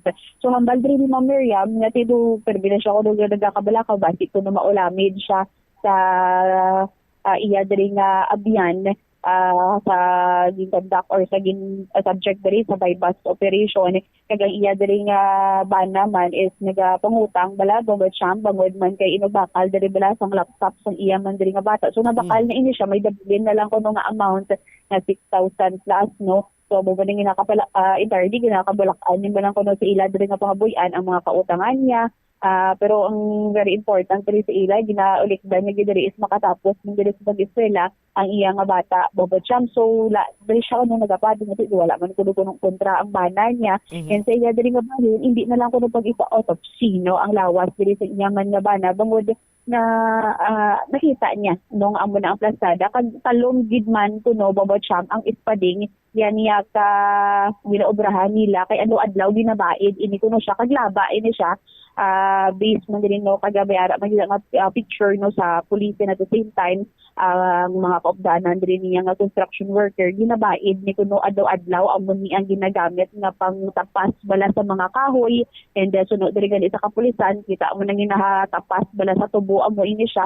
So given nga ti madamo sa nagasuspekto mabasi kuno nga may nag-ubra ini si iya or may foul play pero kay sa katalumon man ini tunog siya nagambal man diri ang iya nga bana nga tibasi magpati kada bala kuno sa iban nga amo ni ang ginaistorya sa iya nga dai nagagamit diri sa illegal drugs ng iya nga bana pero wala man kuno may nabatian wala man kuno may nagpato-pato sa iya nga bana nga nagagamit ini sa illegal nga droga do siya kuno that time hindi man ini siya nervyoso before so good lang gid na nadakpan sa bypass operation kung gisa do hindi na siya katulog kay naglisin siya ini siya sa iya nga asawa. So last nila nga kita ay kahapon pa sang aga bombocham kag dito na nga naglisin siya nga dito magtulog dito lang man na siya kung decide nga magtulog kung nakainom ini siya pero that time nagtulog ini siya sa ila man diri nga gina-construct nga gasoline station bangod kay kinanglan nga may mabantay bala bombocham sa ila diri nga mga materyales kay ang iban dito nila nga kopda na nagpululi and ang usual nga nagabantay diri it's wala that time naging kadtuan ini nga importante so siya ang nabilin kag ang isa diri nila kaupdanan nga nagtulog gidra overnight. Kabati bala naton ang panaysayon diri sa iya nga asawa nga si Miriam Gallego 47 anyos no kag asawa diri sang biktima pamasyam. Kay ma'am, tigado kami mo. Tapos sige lang, bata naman sa college. Do natural din nga may problema kami sa financial. Kung nagdugang man, kay katong din bypass ang best friend niya nga si Francis. Amo na itong umpisa mami, hindi ka nakaturog. Hindi niya nakilala si Francis? Ligo na ginamam sa ubra. Sa Maya, 8 years na nagdito raman. Tapos nagsailo lang, kanag-iway pa man tanati 1 month. Bali 8 years na nga magamiguhay. Put sila sa ubra, sa inom. Pwede sila. Yung umpisa naging bypass, ito si Francis, pag uli naman, duga kurog-kurog na tarabalan, hindi ka nakaturog, huwag ka nakapanyaga, hindi ka namanyapon. Amo rin ba, ma'am? Sana ito lang itakbaligan si Mana? Si Mana pa ito, ma'am. So na ako ng mamhaw, nga ako baan kasi sa? Kasi kung may umid ka na, may bata pa kami daan, guys, kila college, kaluluoy. Amo ginapirming, ginasambit niya biglang si Mimi ang bata naman. Baye. Ma'am, with all due respect, wala man, ma'am, sang bisyo ang imo nga bana? Gid, ma'am. Inom lang gid guro, ma'am. Ang bisyo niya karamang pangapi lang. Sa aga, kada buktaw niya, 5 times kita na magkape, ma'am. So ako baan siya basi madalahig? Basi. Tapos kayo na ako nung ma'am diri, nagkapisan ako no, ang kape niya nga stick, white kalamay, tapos 2 ka tudlo lang ko nung tubig niya sa tasa. Ay, grabe siya mga pe. Kung sa balay, hindi amo na ma'am. Puno kung sa balay, kakape siya 5 times, pero hindi amo na kaisog. So diri lang tanan nagkape nga mo to kaisog. Tapos ato siya sa balay, hindi siya katulog na yun. Umpisa ka tong naging bypass ang migo niya ma'am. matulugan sa nagatumtilak sa ma'am gabangon sa kay basi kuno kung may ang balay namon ni gadya kalsada basi kuno kung may motor nga nagaagi may mga saratkan basi kuno agent or police o ano takpon tanan. Wala ka man yung ma'am gaduda sa bana mo nga may Wa gid ma'am kay since nga nagasaway kami perti ka prisa niya tao ma'am perti ka buot wa ka gid ti maisaway. Ma'am, saan mo na last nga nakita ang imo nga bana, ma'am? Kapon, mamaga. Kista na magkatkudo sa ukra. Wala man siya na may naistorya sa inyo. Nagsulatan sa kwarto, ang bata naman nakaturog ang bayi. Naginutik ta na puwaya ko kabati, ma'am ko na no. Kaway man ako namangkot sa bata ko. Nabatian sa bata mo? Siguro kay bugtaw, gintukaw niya bali ka ginusikan. Tapos gambal ka na niya ma. Namalaan mo man ako, ngaling ko nawagit akong gintra ka diya. Ano sa TV ko lang diya makita. Ang bako tuyod manan ko man. Wala kaya gaduda sa inyo? Uway. Tina, ano bati mo nga bal ka mga tao, Jo? Ang bako ako tinabatian, ano yung bal na kanimura? Hey, why man timur, galing trajan na, go bram yung timo. Nga may mga kakilala, sure katupad, yung dala ang nagagaduda nga nagagamit sa? Pero nabatian ka? Ay, ganyan ako tinabatian. Wala man. Waay. Ang kawaw, ang sao, may siya bubol sa mo. Ang sao, nakatiraw katupad na tirawan ni Francis. Ayan, sa TV ko lang dito makita. Timan, ano yung muna kulbaan? Pati bata naman mami, nagasaway man ka na nga hindi ka na magpakulba eh. Baku kaon ikaw, kuturog ikaw. Kung sigihan mo nga hindi ka kakaon, hindi ka katurog, tapos mainom pa ikaw, hubog ikaw. Kung kuha yung magwa sa pratadlaw, sobra pa kay Francis, matiriringan ikaw, hubal ko. Wala man siya sila nga doon nervyoso na sa nga daan. Why ma'am, why? Amo lang dito, umpisa nga nadakpan ko. Wala, so ano? Mula na ginambal niya lang, pero may nga puro na lang utang lawas ko, mga muna blaw. Sa pangabuhi? Sa pangabuhi. Kung ang initial na lamang nga suicide patriot, convince ako mo. Wala pa. Kaya man ti, na right handed na ma'am, sa mga kutsilyo, sa mga talong, sa mga gunting, pero kung magsulat wala tanong. So ano itong nakita? Kita, ang nagawyak, pag nakakamot naman ang sa tabas. Ang inyo to? Hindi, iya, sa construction company mo. Bali ginagamit ng mga hagbas ka mga kahoy sa likod. Wala kontrabana mo ma? Ay, mga pwede ka buot. Bisan man ko to, yung mga upod nila sa ubraman. Pwede ka mamigungan yung klasiko. Bombacham si Miriam Gallego, asawa diri sang biktima, and natigayon man diri nato no kay based diri sa investigation man sang kapulisan na himos naman diri ang iyaman nga lawas kay tigagina pa man ini sang aga, pero kuminsihon sinino with the police captain Chrysler Ledesma, kuminsihon nila ang pamilya nga ipaidalong gid sa autopsy examination ang lawas diri sang biktima bangod man kay madamo naghambal na base mi ara sang foul play given nga dako man diri ang pilas do nga bisan pa paano initially na justify sa katalumon man diri sa ispading, pero at least maklarohan diri no kag mahatagan man diri sang kaklarohan ang kamatayon man diri sang construction workers sa ila diri nga bahin bilang law enforcement agency obrahon diri nila ang ila man nga katungdanan nga maimbestigaran ini sang nga maayo kag kung ginbawian or ginutas man ini sang ang iya kaugalingon diri nga kabuhi Bombacham, at least maatagan diri ang ilan diri nga investigation. So on the process of convincing diri ang pamilya and ginaistorya man nila no Bombacham ang asawa kay ang asawa gi mismo ang nagdesider nga hindi pagipaidalo man diri sa autopsy, pero with regards diri kay ang gin-implement dibra nila Bombacham nga drug by bust operation, iya ina siya ka SDET upon station drug enforcement team ang nag-conduct man sa by bust operation. Actually ang nakuha kay alias Francis nga suod nga abiyan sining biktima nga ginbawian sang kabuhi is 5 grams no, kung sa amount diri nga i-compare sa mga by bust operation sa mga PDEU, PDEA, gamay siya no ang na-recover man diri o galing may pagdakop dito sa by bust operation, may interrogation diri nga natabo sa biktima or sa abiyan sang biktima nga si alias Francis no.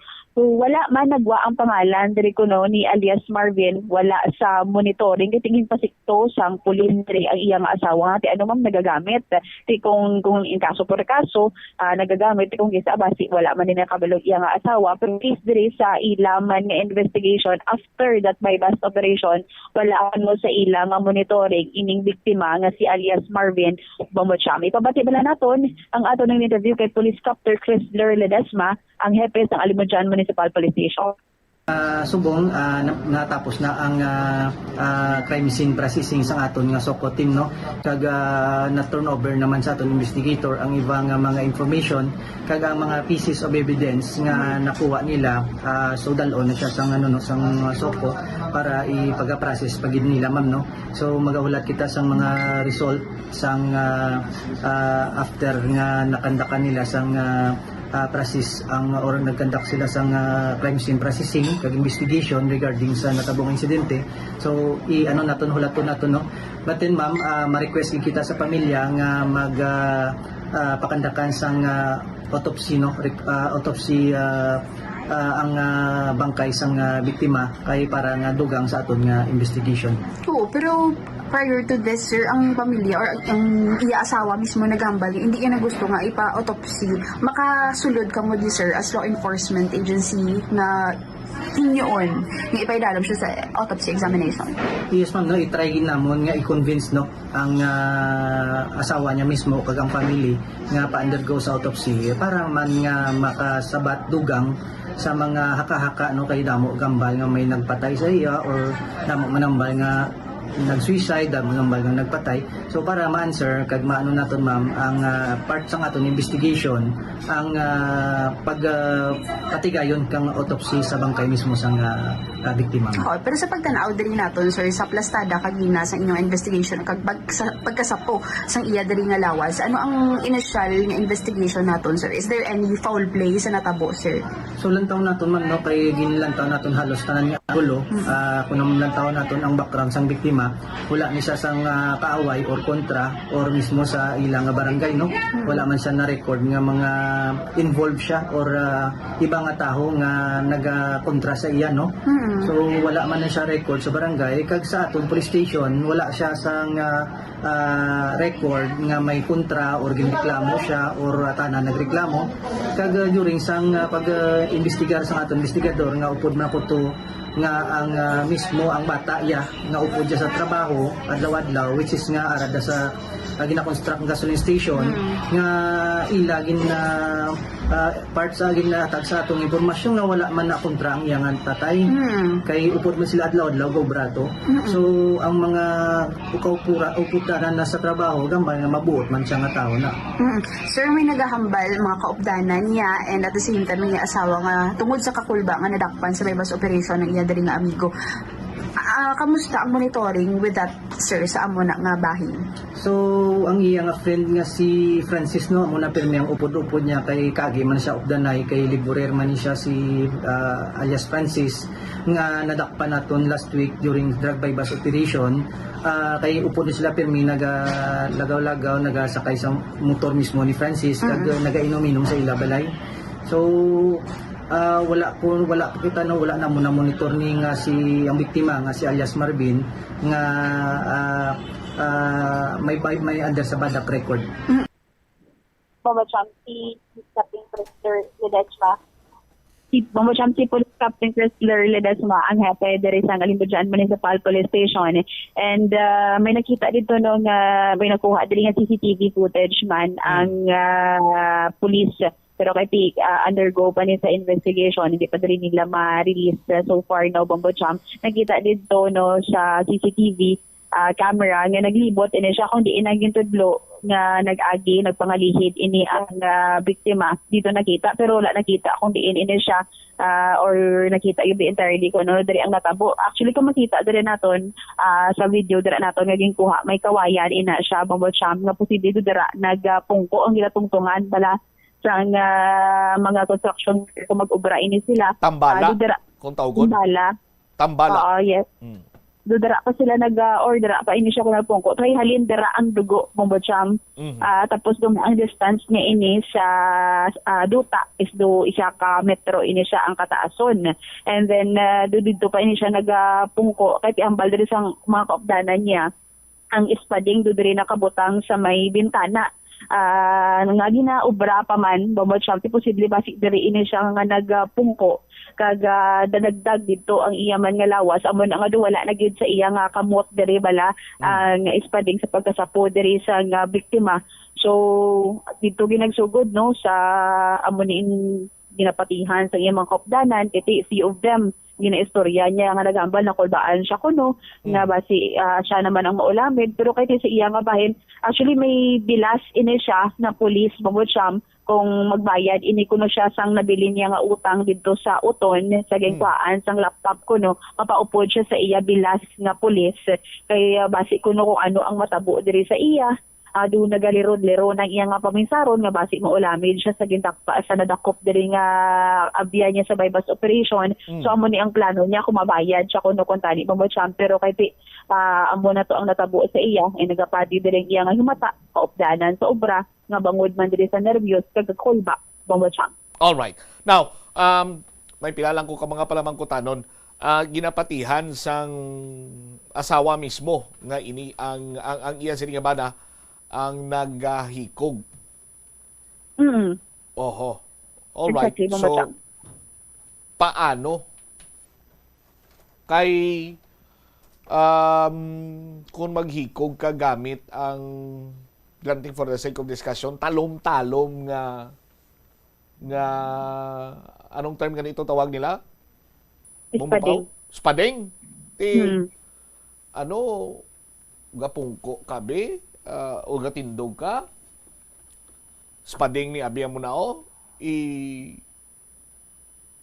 iya mo muna sa liog mo di mo Sabagay na pang dulman kung nabumbod sa maning hambal sang asawa niya. Do hindi ko imagine na bumbo pau kay ti kadamo sang pamaagi sa mga kauturan nato nagapamati medyo sensitibo gawa ang ginadiskusyon na mo sa mga pamaagi agod nga kwaon mo imo sa kaugalingon nga kabuhi pero ti pinagi sa amo to kay kung ang paminsaron sang tawo utason niya ang kaugalingon niya so dapat madasing lang ina quick that is why ang iban sinipusil ang iban nagabitay so on and so forth. Pero ilabon mo kaugalingon mo tapos ang pilasya bumbupaw grabe nga pagkatalom guro sang ispading ni kon pananglitan kay ang nakita ko nga laragway nga kuha man nimo dira nga hindi man naton sini pwede gid magpakigbahin abi sa aton sini nga mga viewers right now panit niya nagid lang iya mo sa likod ang nagahawid sa iya sini nga ulo hindi bala mong mapolhin. Exactly mo chang kung sa hagambal sila din ng iluga habil-habil ko sino amo ng plastada abi mo chang amo gid na katalom hindi bala engineer nga pati ang tulaan niya ano gin habyog yung gulpiada mo na diin ko ano siya nagapungko siya dira sa ang kawayan na bala ang tambala bambo jam nga kuha ta dira may dugo ina siya sa babaw so posible dira ina siya nagapungko kag dira in obra ang sa likod na bumbupaw ano na tong sa likod ya sa kilid na ina bali likod pinakalikod na ina sang gasoline station nga gina-construct bali opisina na ina nga part may mga balay bambo jam actually kung taas ang pader kung magpatong ko tubi kag ara ko sa likod ya may posibilidad may kita mo na ang tutambala na siya bangod siya may bintana nga gamay kasi dito dira siya nagtaklas or either nga dire siya nag-agi sa tubang sang kawayan mismo nga do actually hindi man siya kaagi kaya dira kita nag-usoy man kagina or pwede siya kaagi dito sa may bintana sa kilid dire kung magtulog kita sa video sa right side no may bintana ina siya do dira nakabutang ang ispading no basement dire sa mga kaupdanan dire niya so bakit dira siya nagpungko kag amo dito kung sa talom ko no Bombocham, talom tuman ka talom, sunod diri sa iyang mga kaupdanan sa aton diri nga kapulisan kay adlaw-adlaw ginabaid masiot na dira ang lugar, ang likod. So may mga puno sang kahoy, adlaw-adlaw ginabaid kag ang muning ginatapas sang mga kahoy agud nga maka-construct man diri sila sang part sang gasoline station Bombocham. Oh, kay ti the moment nga ang talom sang ispading mag-igo sa iya sini nga panit, makabatsyag na sa sang sakit mo. Kung naghikog man siya, butang tabi amo na, galing kiti amo na, bumbupaw, ay madalom ginang paminsaron mo, paano ginhabyog ya, ginlabo ya kagalingon niya, nga pati ang tulan, do utod, do mo sinabla, nakita pa siya kagina sang kagahon nga nagapropanilhig, ang duwato ka nakakita sa iya, diraman, ara man da? Ang nakakita sa iya Bobocham amo to ang iya man nga upod dira nga dubag uman bala nag-aabot ga kay ang nakakita sa iya nga nagapropanilhig naglakat kag magbakal sang kape siya nagtimpla ko no Bombocham sang kape nga black coffee diri sa kastik ang tubig niya kuno is dudua lang katudlo recently kuno this past few days ang kung mga pigin man siya kuno taga 5 na kuno kada adlaw ring ambal man diri sa iyang asawa diba si kuno ang iyang asawa nagambal gid siya nga kuno wala sang paubig ag napagdulman gid ang iyang bana kay halin pa nagligad amo lang gining bukang bibig ya nga ti nakulbaan siya basi may naga tan-aw diri sa iya magwa siya sa iya nga balay Bombocham. Kung Pero tanawan naton kung gimbay basta best friend mo, Bombo Pao, kung gimbay basta best friend mo, kagway ka malang niya sang kahilabtanan, although nga ti magilty ka, mga subo ka, siyempre natural malang ina. No? Pero kung ikaw ang nangin kabangdanan, kung nga na ba'y bast ang imusuon nga biyan, or ikaw ang ginadudahan nga nanugid, kay kumo may bilas ka nga pulis, ginadudahan ka, nga basi ikaw ang nanugid,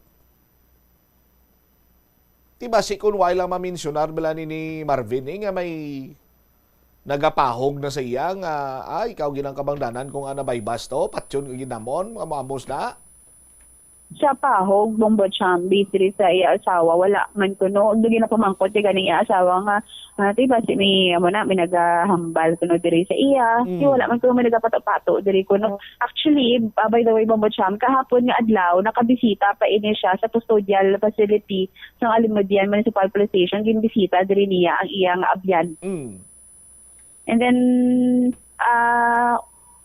ti amo ni ang setup ko, no? Ngati, wala man sila ko na nagagamit diri sa illegal nga droga, wala siya sa monitoring diri sa kapulisan, pati ko no ginakop man diri sa kakulba. Kasi kung magtulog ko no kung kita abang ba siya, magapukat-pukat ng iya nga buli, nga hindi makatulog ko no sang maayo, so good lang to sang nadakpan sa may bus operation, kasi wala man niya ko no siya sang story nga dubay plano abing otoso ng kagalingan diri nga kabuhi wala man siya sang history diri nga may nervous breakdown amo lang gini ka nagtugod nga do hindi na gid siya mapakali nga bisan asawa niya gahambal nga ti kung sigihon mo nga hindi ka magkaon hindi ka magtulog-tulog maparihas ka diri or sobra ka pa say mo diri nga abiyan nga basic nga kung anong matabo sa iya diri nga paminsaron mo ba siya.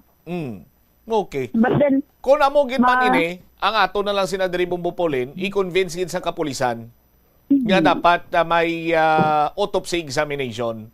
Kay why kita kay balo basi why lang yan nagapanugid si Marvin basi kung may mga may mga nagpaandam na siya, kinambalan siya nga kung may sugiran kaniyo mandam ka lang kay ang bilog mga pamilya amo ni matabo amo sini amo santo. Balan mo naman ang plastada sistema dira. Ang ano lang sila diri nga i-convince gid sang kapulisan ta dira sa may alimod dyan nga ipaydalom gid sa autopsy examination kay tama kalayo nga labon mo imo sini kaugalingon hasta sa punto nga pati ang tulaan mo utod nga panit na lang sa likod ang wilwig, Bombo Pao?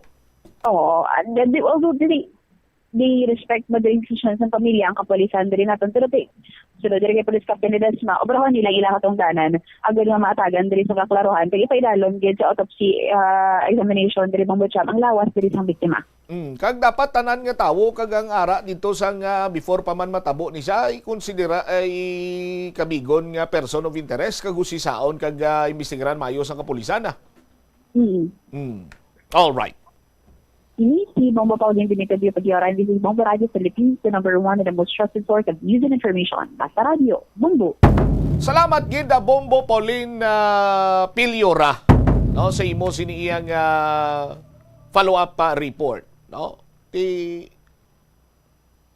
Kung ang paghikog ya sini ginakabig nga malabo nga matabo base kung napatong ya blam engineer ang spadeng tapos mana sa matindog kay naubos siya ng kape nakadalin asa tapos doon na dagdagan niya ang lawas niya o ang liog yan ni Dampe mo itong nahulog sa kubudlay galing sa aton sinima kabombo. But anyway, nagalaom kita nga mangusisa ini isang kapulisan kay budlay nga patihan lang ini, no? Hook, line, and sinker nga hikog ang natabo. Kag komo naghambal ang asawa nga hindi na sila interesado nga magpa-autopsy sa aton sini nga mga kuturan, no? Kabay pang trabahoon sa nga limudyan PNP ang pagpangusisa sini. Kay dakong posibilidad basi kung may mga tawo nga yara sa likod or may foul play ang nasambitan sini nga insidente. Iban sini mga balita kang impormasyon itugyan naton sa iban sini News and Public Affairs Program sa Bombo Radio Iloilo. Standby na kamo sa kapon lamang program. Kaupo naman sa kay Tita Regine. Si Bombo Chama Blanco Vergabilin sa imo sa manenay nga hapon. May God bless us all.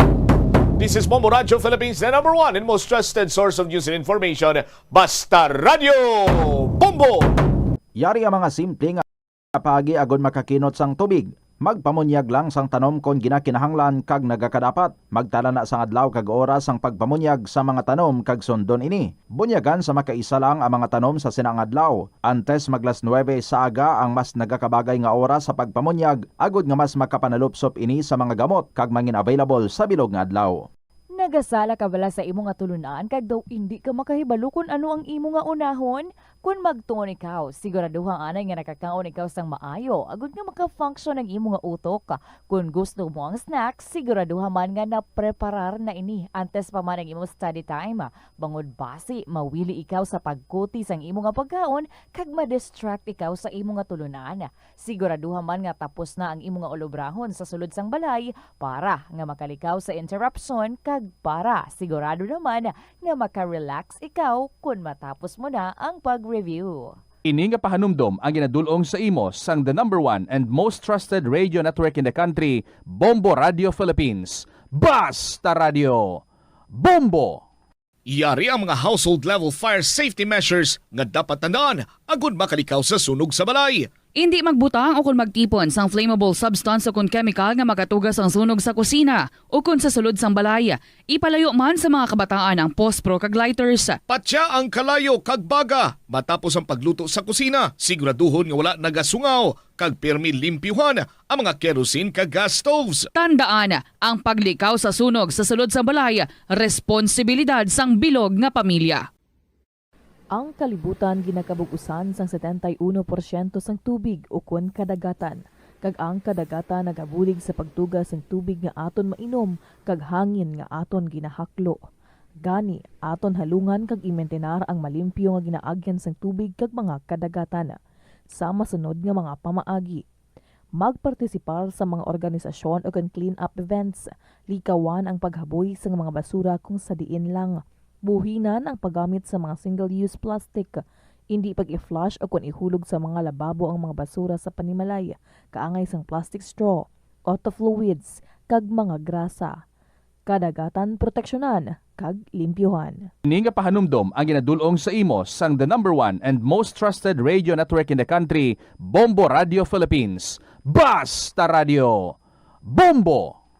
Hindi lamang sa jeans o kuntugas ang katigulangon ang rason sa hair look. The Farmer's Bazaar, your traditional public market with the touch of Plazuela Dos, ang isa ka lugar nga gintukod sa tion kag sa kasagsagan sa COVID-19 pandemic nga may tinutuyo nga maghatag sa imo sang safe marketing experience. Subong nga ang COVID-19 hindi nagidman dako nga pamahog kag nagapakadto na kita sa next normal. Rest assured nga ang Farmer's Bazaar will further evolve agud nga magpadayon sa paghatag sa inyo sing satisfying marketing experience. The Farmer's Bazaar sa lower level tara na pahamtang ang fish, poultry kag meat section para naman sa inyo mga kinahanglanon nga prutas, utang kag iban pa, magbisita sa upper level pinaagi sa paggamit sa hagdanan o kon sa pagkadto direkta sa parking lot. The Farmer's Bazaar, your traditional public market with the touch of Plazuela Dos. Ang kasubo kag depresyon ang hindi pareho nga balatyagon. Ang depresyon ang hindi gulpiyada lang nga nagakatabo sa isa ka tawo. Masami man nga ginakabig sa mga tawo nga depressed ini bangod sa kasubo nga nagakabatyagana. Ang kasubo, temporaryo lang nga nagakabatyagan sang tawo kag masami nagadugay sang pilalang kaadlaw. Samtang, makabig naman nga nag-experience ikaw sang depresyon kung masobre na sa 3 ka bulan nga nagabatyag ikaw sang kasubo. Importante nga mahibaluan ang mga naga-trigger sa nga mga balatyagon, agud nga mahibaluan kung paano ini nga bulngon. Sa pagbugtaw mo sa aga, cold baladayon nga tubig ang imo ginainom? Ay, dali lang, wait a minute, para sa ininit. Suno kay Dr. Deborah Weatherspoon, isa ka advanced practice nurse, mas maayo nga mag-inom sang alabaab nga tubig sa aga. Paathag ni Weatherspoon, iniya nagabulig sa lawas nga magpagwa sang toxins kag naga-improve sang imo blood circulation. Sa mga babayi, ang pag-inom sang alabaab nga tubig ay nagabulig man kung ikaw nagasuprer sang period cramps. Hindi ako Kada 39 segundo, may isa ka tawo nga nagakabiktima bangod sa paggamit sang computer. 8 ka milyon sa kada tuig ang ginaatake sang hacker. Likawan ang mangin isa sa biktima, mangin mahinalungon sa mga ginapanghatag nga impormasyon, protektahan ang kaugalingon, paggamit sang internet pasangkaron. Ini nga pahanumdom ang ginadulong sa imo sang the number one and most trusted radio network in the country, Bombo Radio Philippines. Basta Radio! Bombo! Ano bala ang dapat tandaan sa tion nga magbiyahe agod mangin hassle-free ang bakasyon? Yari ang pila ka mga tips. Una, i-check ang health kag travel alert sa napili nga mga lugar. Ikadua, magpili sang safe nga accommodation. Mag-research ka magbasa sa mga reviews sa napili nga lugar antes mag-book. Ikatatlo, siguraduho na nga may nagagana nga mobile phone ang tanan nga mga upod agud mangin mahapos ang komunikasyon sa tion nga madula o kun kinahanglan nga magbulagay sa dalan. Be prepared in case of emergencies. Siguraduho na nga may backup nga emergency plan nga may medical reimbursement sa tion nga may maospitala bangod sa aksidente. Ini nga pahanumdom ang ginadulong sa imo sang the number one and most trusted radio network in the country, Bombo Radio Philippines. Basta Radio! Bombo! Panugyan na rin sa eksperto kung kwarta ang paghambalan. Apesar limitado ang imo abilidad nga mag-invest, ang gamay nga contribution sa investment accounts ang makabulig sa imo nga maggamit ang earned money nga maka-generate sang dugang nga income. Ikonsiderar ang pagbukas ng retirement account o kung iban nga investment account.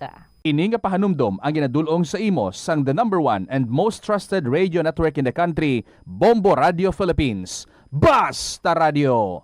Bombo! Yari ang mga... Ito ang Bombo Radio Philippines. Fully digitalized. Numero 1 sa balita, komentaryo, drama at serbisyo publiko. Bombo Radio Philippines. Bombo Radio Philippines. Unmatched. Number 1 and most trusted source of news and information. Basta Radio Bombo! Maayong hapon gid sa inyo tanan mga kabombo. This is Tita Regine. Welcome back diri sa kahapon lamang program. It's a beautiful Monday.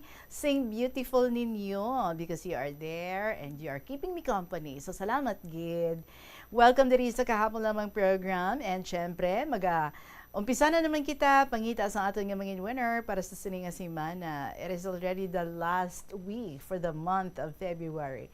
Dokasan ulang no Haro Fiesta kita, and then nag-Valentine's Day, nag-Chinese New Year, and then nag-Ash Wednesday. Ti subong ay hala, madugtingko na ang mga inadlaw para sa bulan sa Pebrero. Anyway, parayan kita sa pagdulong sa inyo sa mga makawiwiling, ang mga kasaysayan, and yes, subong lang nagasulod-sulod ang mga love stories nga aton nga ginayo sa aton nga mga letter senders. Kamu dira pwede pa makapaapas, may pila pa ka mga inadlaw, but even though tapos na ang February, kung may ara ka mo yung love stories na gusto ninyo nga i-share, pwede gid. I-email nyo ina sa bombo_iloilo@bomboradio.info or sulaton and then ipadala sa kahapon lamang program DYFM Bombo Radio Iloilo, Sky City Tower, Mapa Street, Iloilo City. So welcome na sa Monday edition sa kahapon lamang program, aring ato ng bahanon para sa inyo tanan. From Kimberly De Leon, no batteries required. This is Tita Regine. Welcome sa KLP.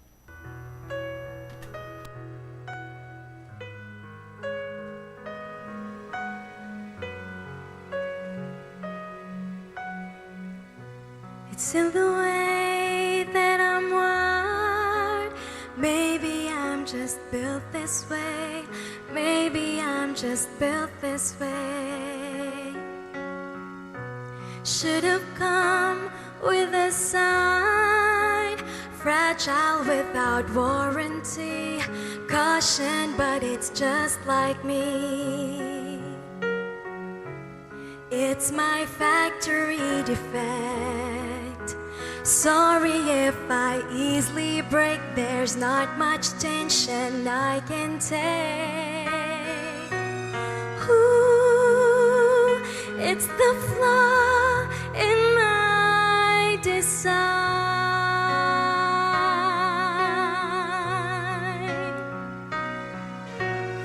Ooh, it's the circuits in my eyes.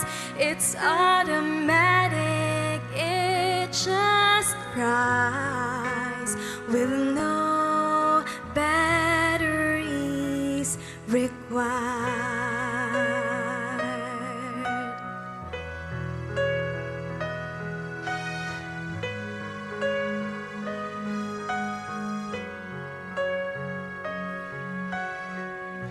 It's in the way they put my parts, installed me my recycled heart, my recycled heart. Assembled my dismantled soul. I guess I'm brittle to the core. I'm brittle to the core. Please handle me with care. I'm not used to wear and tear, and my hardware has no spare. Ooh, it's the flaw in my design.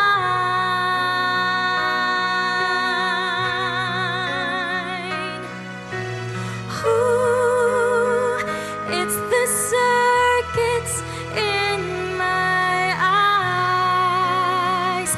It's automatic, it just cries with no batteries required. I wish that my emotions had some buttons that you can turn it off or turn it on. Just flick the switch and the hurt is gone.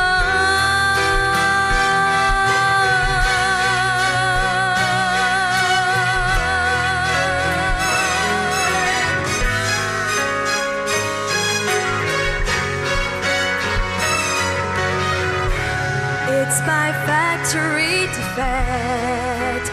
Sorry if I easily break, there's not much tension I can take. Ooh, it's the flaw in my design.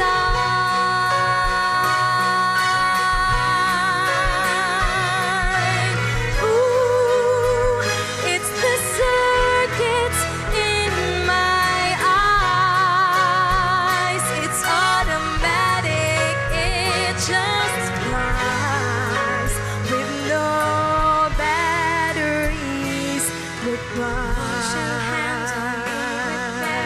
I'm not used to wear and tear, and my hardware has no spare. No batteries required. I'm not used to wear and tear, and my hardware has no spare. No batteries required.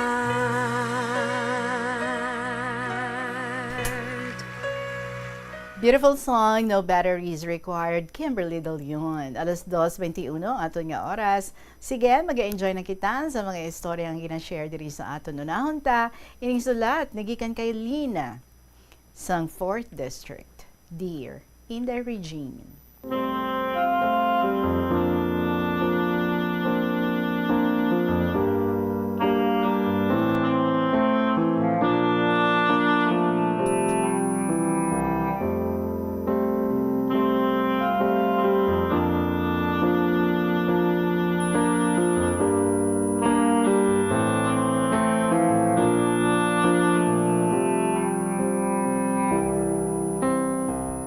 Maayong hapon sa imo, kag sa imo mga tagpalamati.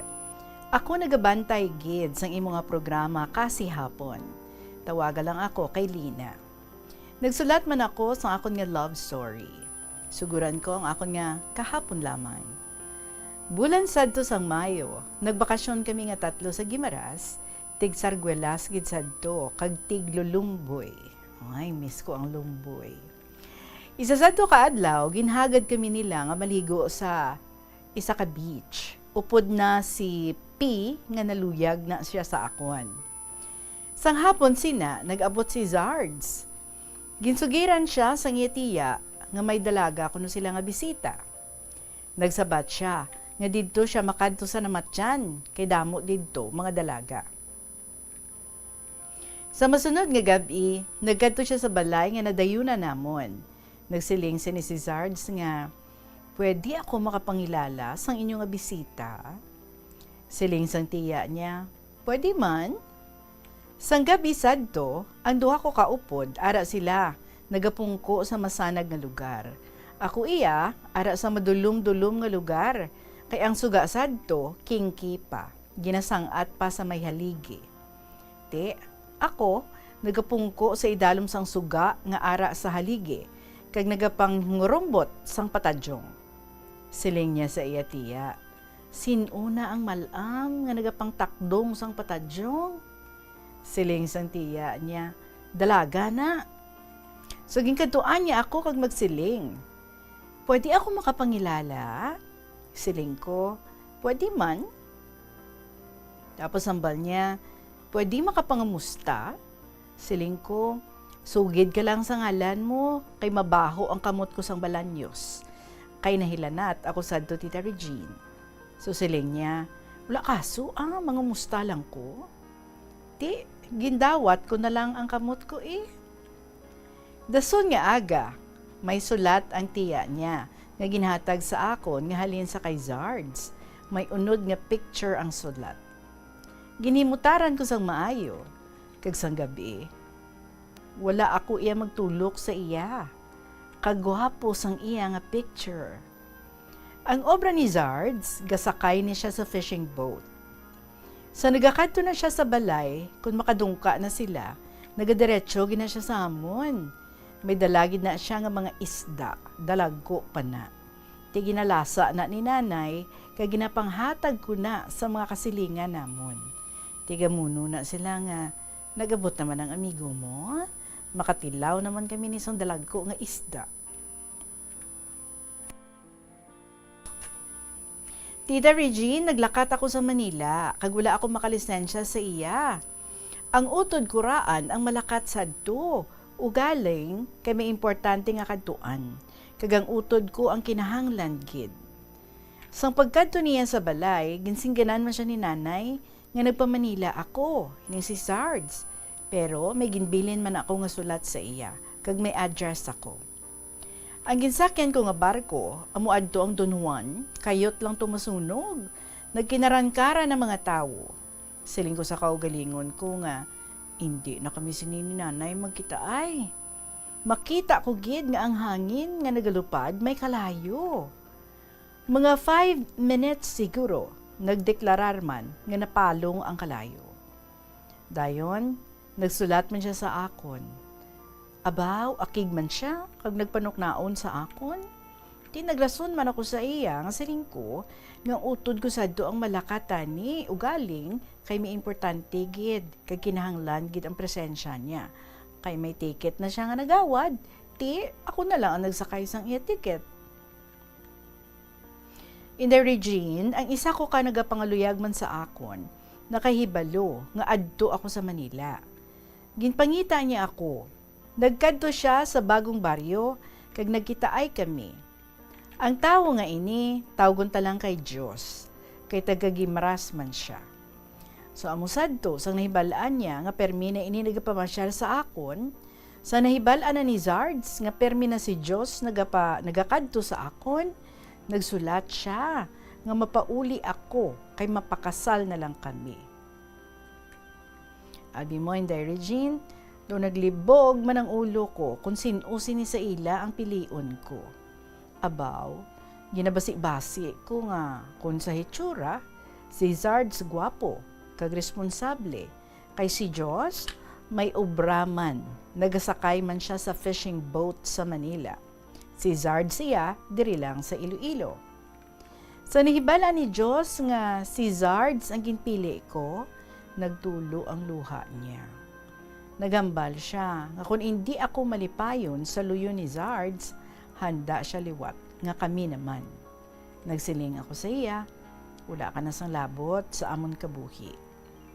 Sang pagpauli ko, nagpamalayi si tatay kag nanay ni Zards, gintala na ang amon kasal, gintuo namon sa iya gid nga birthday, December 1, 1974.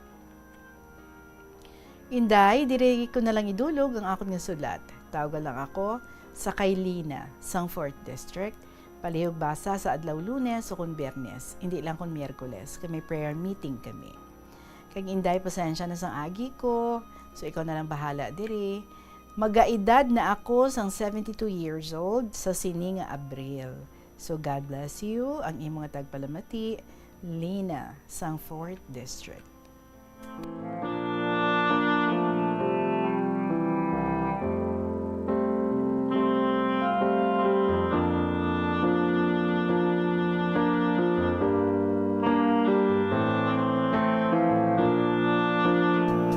Sa una, no, sa mga baryo-baryo, kung may mga bisita nga mga dalaga, do ka big news ginaya. Especially sa mga soltero. Kag dayon ginaya pamasyar sa mga soltero. Magbabaka sakali. Basi kon mataw-an man sang atensyon ang mataypan nga dalaga. Kag ti natabo gid si Zards kag si Lina. Nagumpisa sa pagpangilalahay. Nasalaan pa ya si Lina nga tigulang kay gapangurumbot patadyong. And then it came to a point, no, nga doon nagduduwa man siya. Daw ara man siya sa nabutang sa alang-alang, hindi siya sigurado kung sino gid ang iya nga pilion. But of course, the dictates of the heart amugid ang nagpangibabaw. Syempre ginabana-bana mo man na, no, kung may mga choices ikaw dira, kung may mga options ikaw dira, syempre before ka mag-decide, ginapanumduman mo man sang maayo. And so, we know nga ginpanumduman mo gid sang maayo. Kag may mga rason kag gid nga mga maayo kun nga si Zards ang imong ginpili. So bagay no si Diyos, D-I-O-S, by the way, ang iya pag-spell sang Diyos diri. Basi ang ngalan, Diyos Koro. Basi lang.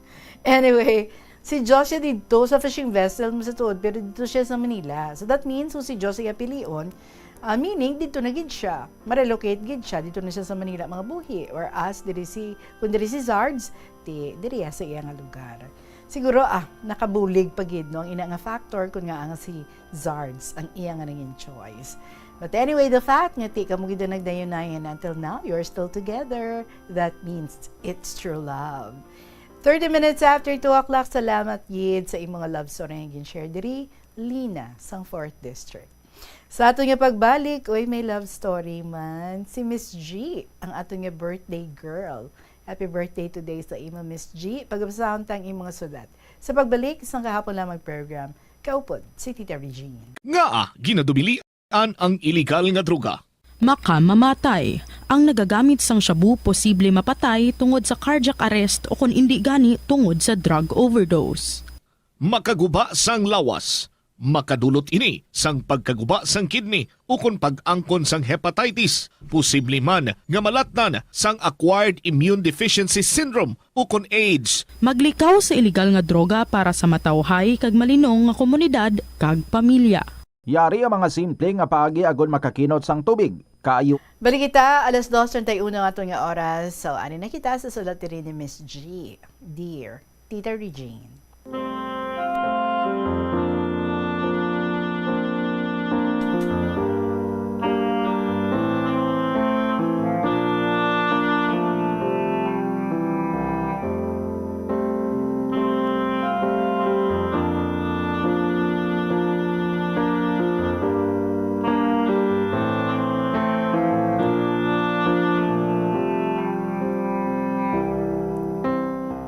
Mayong hapon tita, kan sa tanang nga tagpalamati isang KLP, labi na gid sa imo nga mga suki.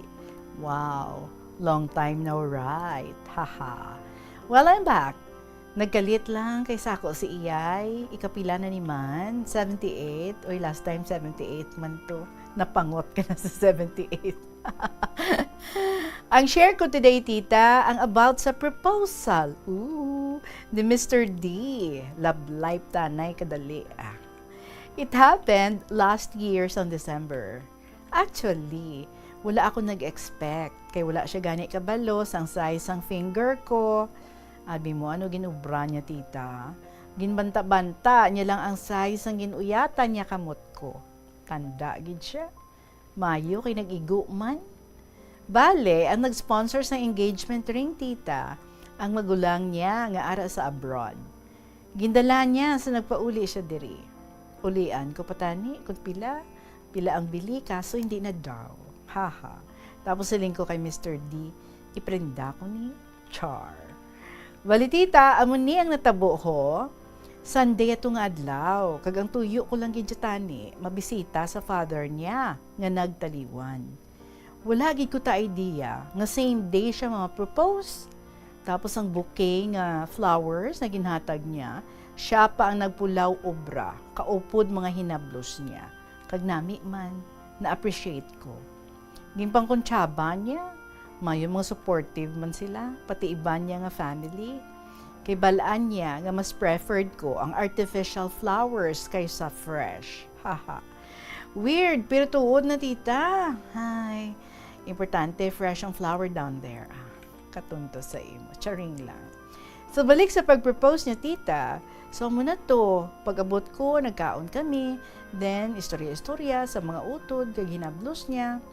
Fast forward, pagkahapon, siling sa isa niya kay hinablos. Makadto daw ako sa tubang sang lungon ni lolo niya. Bale, tatay ni Mr. D. Tapos, mapapicture. Kay gali, amo na to tita, video gali. Tapos pagbalikid ko, like pagliso ko sa left, ara na si Mr. D, may dala flowers kag ring.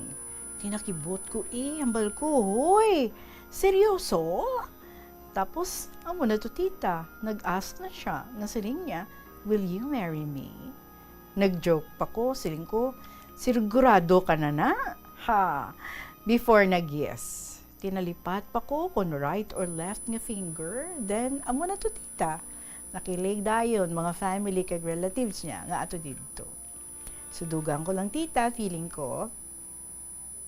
Naisip nila nga sa tubang sang haya sang tatay niya mag-propose. Isang buhi pa siya, gusto niya gid nga makapangasawa ining si Mr. D. Kay siya na lang abi ang single sa ilang nga mag-ululutod. Ay gali. Ahay, so mula na ang kasal, basi 2028 pa or 2030. So thanks for reading, tita. Hugs. Ang natungod or ang nahanungod sa ganap sa birthday ko, next week ko na lang i-share. So, salamat, tita. And belated happy birthday kay Mia. Takop ko na nita. Ikaw bala sa corrections kay sa phone ko na lang ni Gintype. So, best regards, Miss G.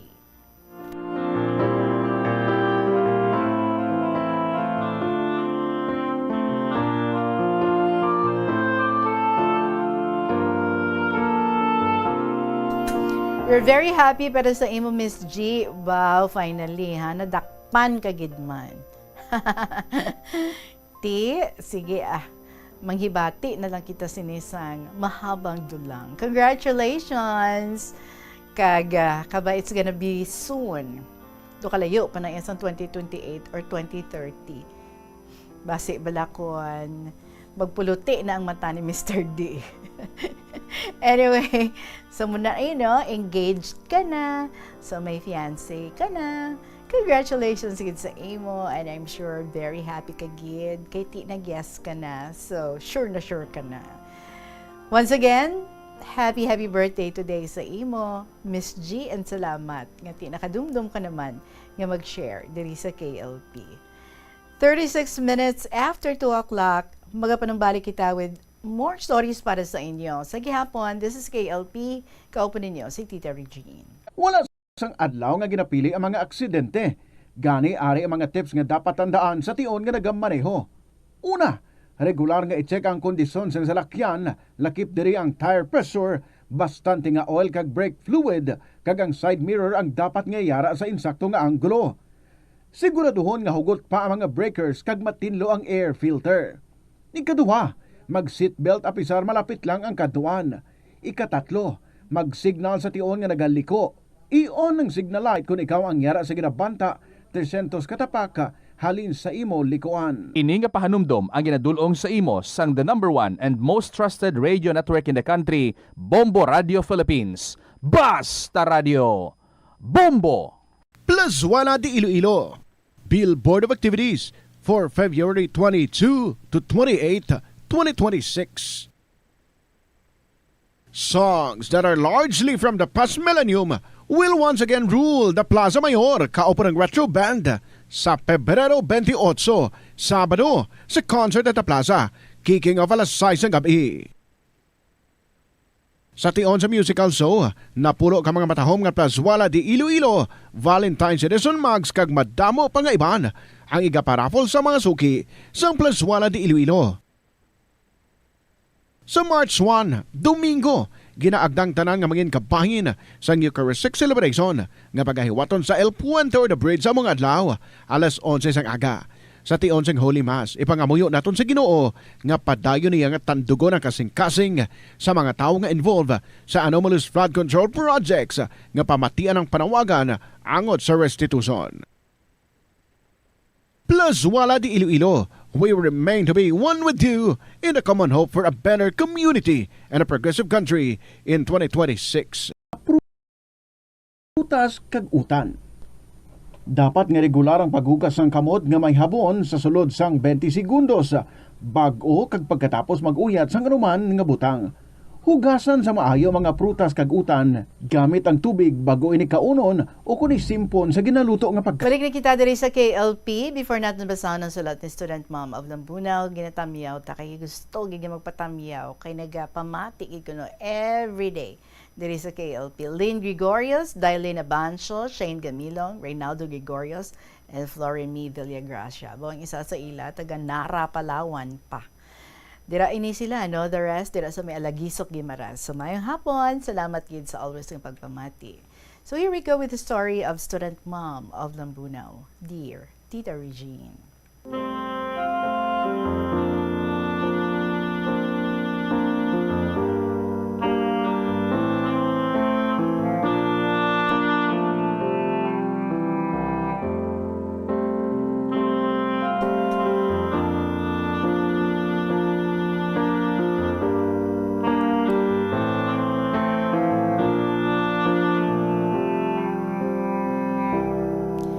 Good afternoon sa inyo tanan nga naka-tune in sa KLP Subong nga Udto. Amo man sa imo Tita Regine. Malamig ang tiyempo, bisan tungang udto. Nami ibarikutot kag mamati sa mga KLP letter senders. Maayo na lang kay padayon man silang nagasulat sang istorya sang ila kabuhi. Bisan pa sa kasakuon naton sa adlaw-adlaw nga mga hilikoton, wala kita ginatak-an sa pagpadala sang aton mga letters. Kabay pa nga magpadayon kita tanan sa pagsakdag sang programa nga ini ang KLP. Nakaigma na bala kamo tanan? Syempre pa, busog na busog kagkanami isang sudan. Nilaga nga pata nga may mangka. Inasluman pa sang dahon sang alubihod. Ti sampat gid kay may paris pang sinanlag nga balingon. Kanamit sang sudan. Pero sure ako nga may mga kauturan kita nga hasta subong, wala pa gani ka pamahaw. Gusto na. So mga utod naton nga kubos, wala bisan isa ka handful of rice sa ila tarabasan. Te, ano ang mahimo ta? Nadumduman ko tita, sang si Pastor Arroyo pa ang ari sa amon simbahan.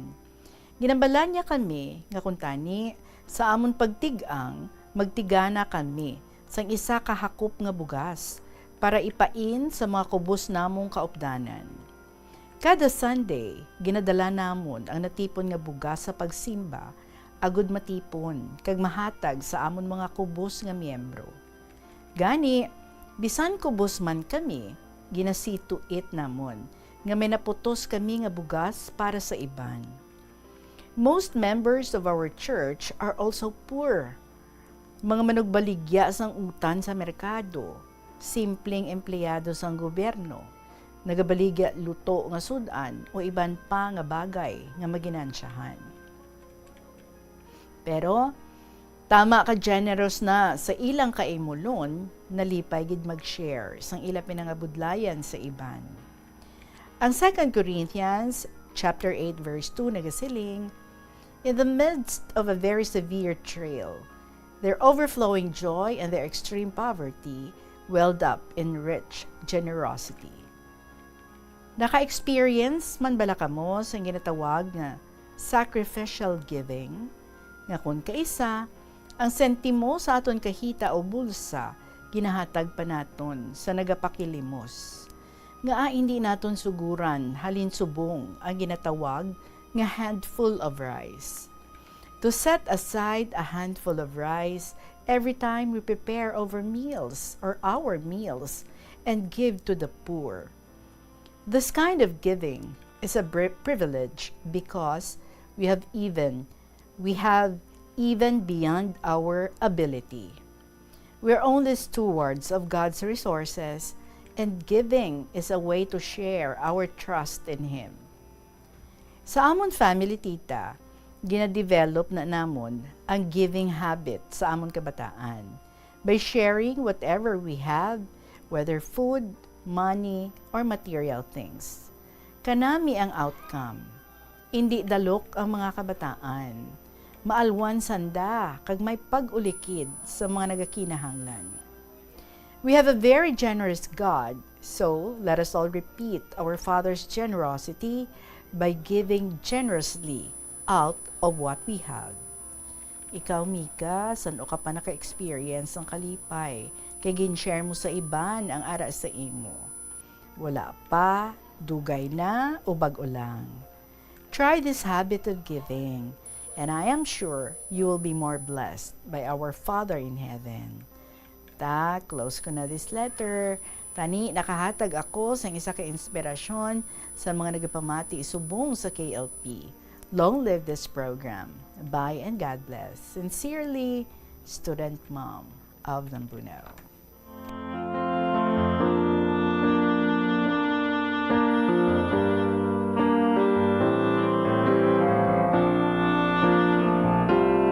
Kanami, gitsin nga sharing and a reminder sa aton tanan, we have to be generous and we have to reach out and help out others who are in need. And gina-remind kita not from our abundance, kundi nga Ina bala nga, sometimes, bisan ang pinaka-last mo na lang, willing ka pa nga ihatag. Sacrificial giving nga ginatawag. Pagkanami, nung amo ng inyo nga ginhimo sa inyo nga church, nga gina-encourage ka mo sa inyo nga pastor, nga every time magtigaan ka mo, hakop ka mo. Isa ka hakop nga bugas, and then spare ninyo ina, and then by Sunday, you bring ang ina nga natipon ninyo, nga tag-isa ka hakop nga bugas, nga syempre, kung everyday ka mo tigang, how many times ka mo tigang in one day, madamo-damo man ino ang inyo nga madala kung Domingo na. And makahatagid ka mo sa mga tao that you know nga nagakinahanglan.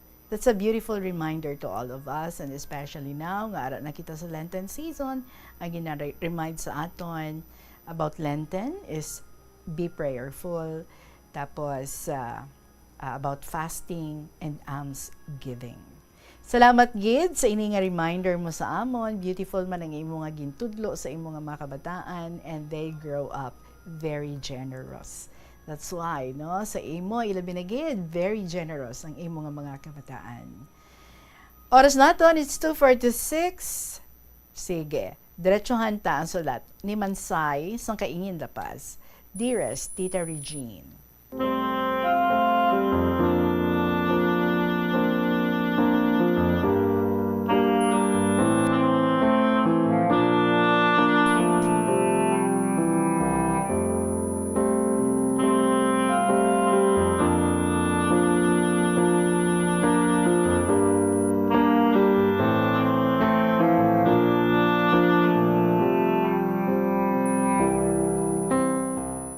maayong adlaw sa imo, sa KLP listeners and senders, kay katapo sa Bombo Radio.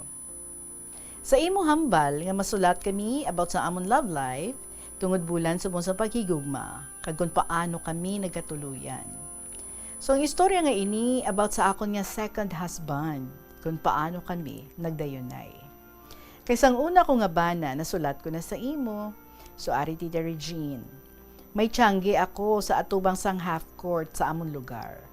Year 2016, si Tony tita, kita ko man na siya permi. Wala pa kami sinaga kilalahay.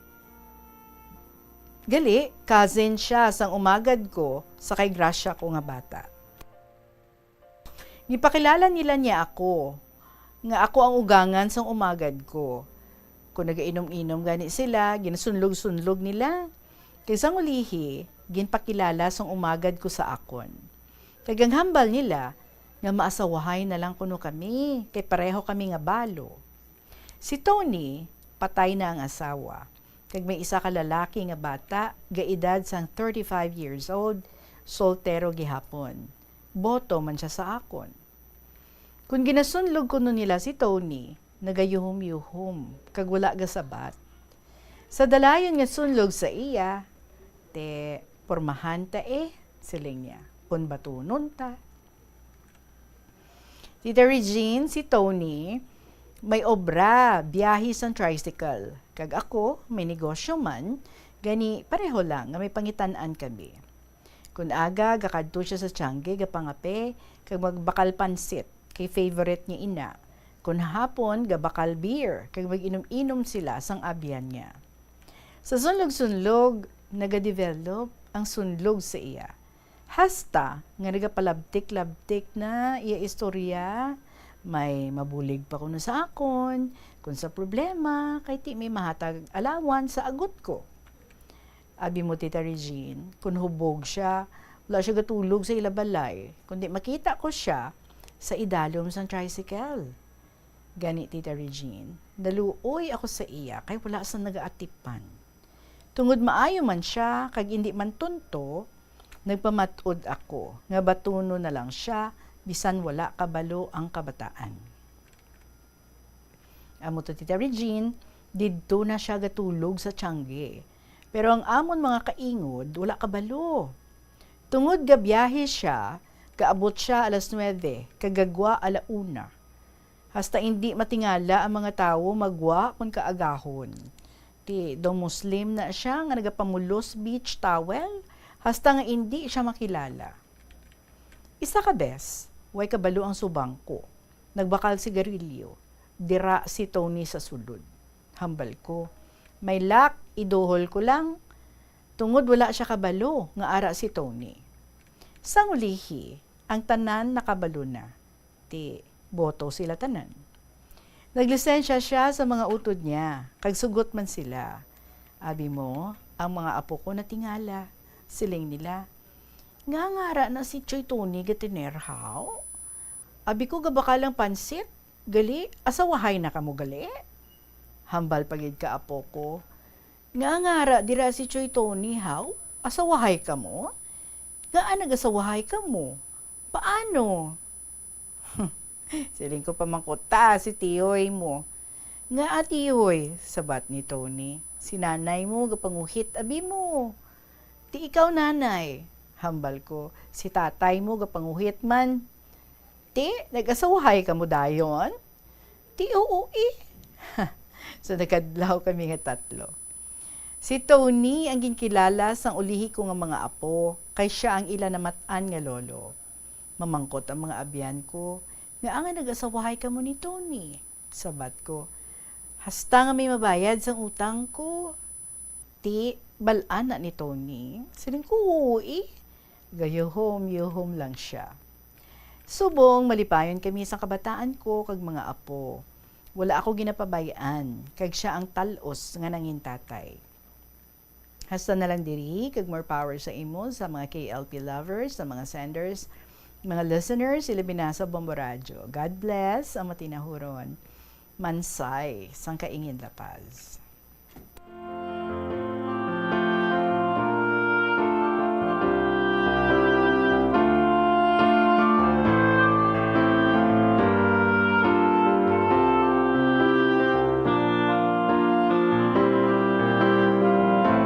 Mansay, salamat man for sharing with us your love story. The second time around. So, love story ni Mansay kag ni Tony, nga nakibot ang tanan, nga gulpi lang sila nagali. Amo gina, no? Kung una, ginatago-tago pa. Makibot na lang ang tanan. But anyway, you said, boto man sila tanan. And now, you're very happy kag siya na ginakilala sang imo nga mga apo. Ang mga bago nga mga apo especially. Kaya sila na ang iya nga namatan, bilang ilang nga lolo. So, salamat, Gid. And I know nga very happy ikaw sa luyo ni Tony. Alas 2:52 ang aton nga oras. Magapanumbalik ang KLP pagkatapos sa pila ka mga importante nga mga pahibalo.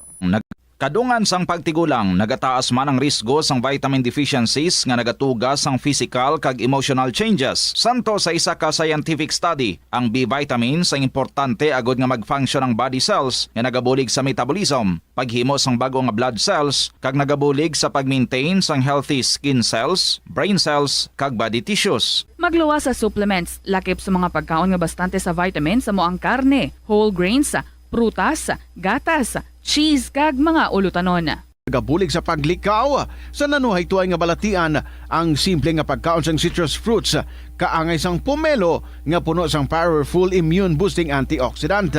Ang pomelo ang puno man sang lycopene, isa ka anti-inflammatory, anti-aging antioxidant nga nagapanami sang supat. Ang duga naman sang panit kag dahon sang pomelo ang natukiban nga makapatay sang cancer cells kag nagapalikaw sa paglapta sini sandig sa test tube studies. Yari ang mga importante kag praktikal nga mga pamaagi agud makakinot sang tubig. Sa kusina, magamit 53 minutes after 2 o'clock, last Saturday, nag-interview kita sa kay multiple stroke survivor and he told us, madamo pa siya, no? Sa mga igasugpon nga mga istorya, so ari ang kasugpon sang iya nga last story diri sa aton. Basahon naton and most probably hindi ko na matapos today, so balikan ta lang siya tomorrow. Dear Tita Regine.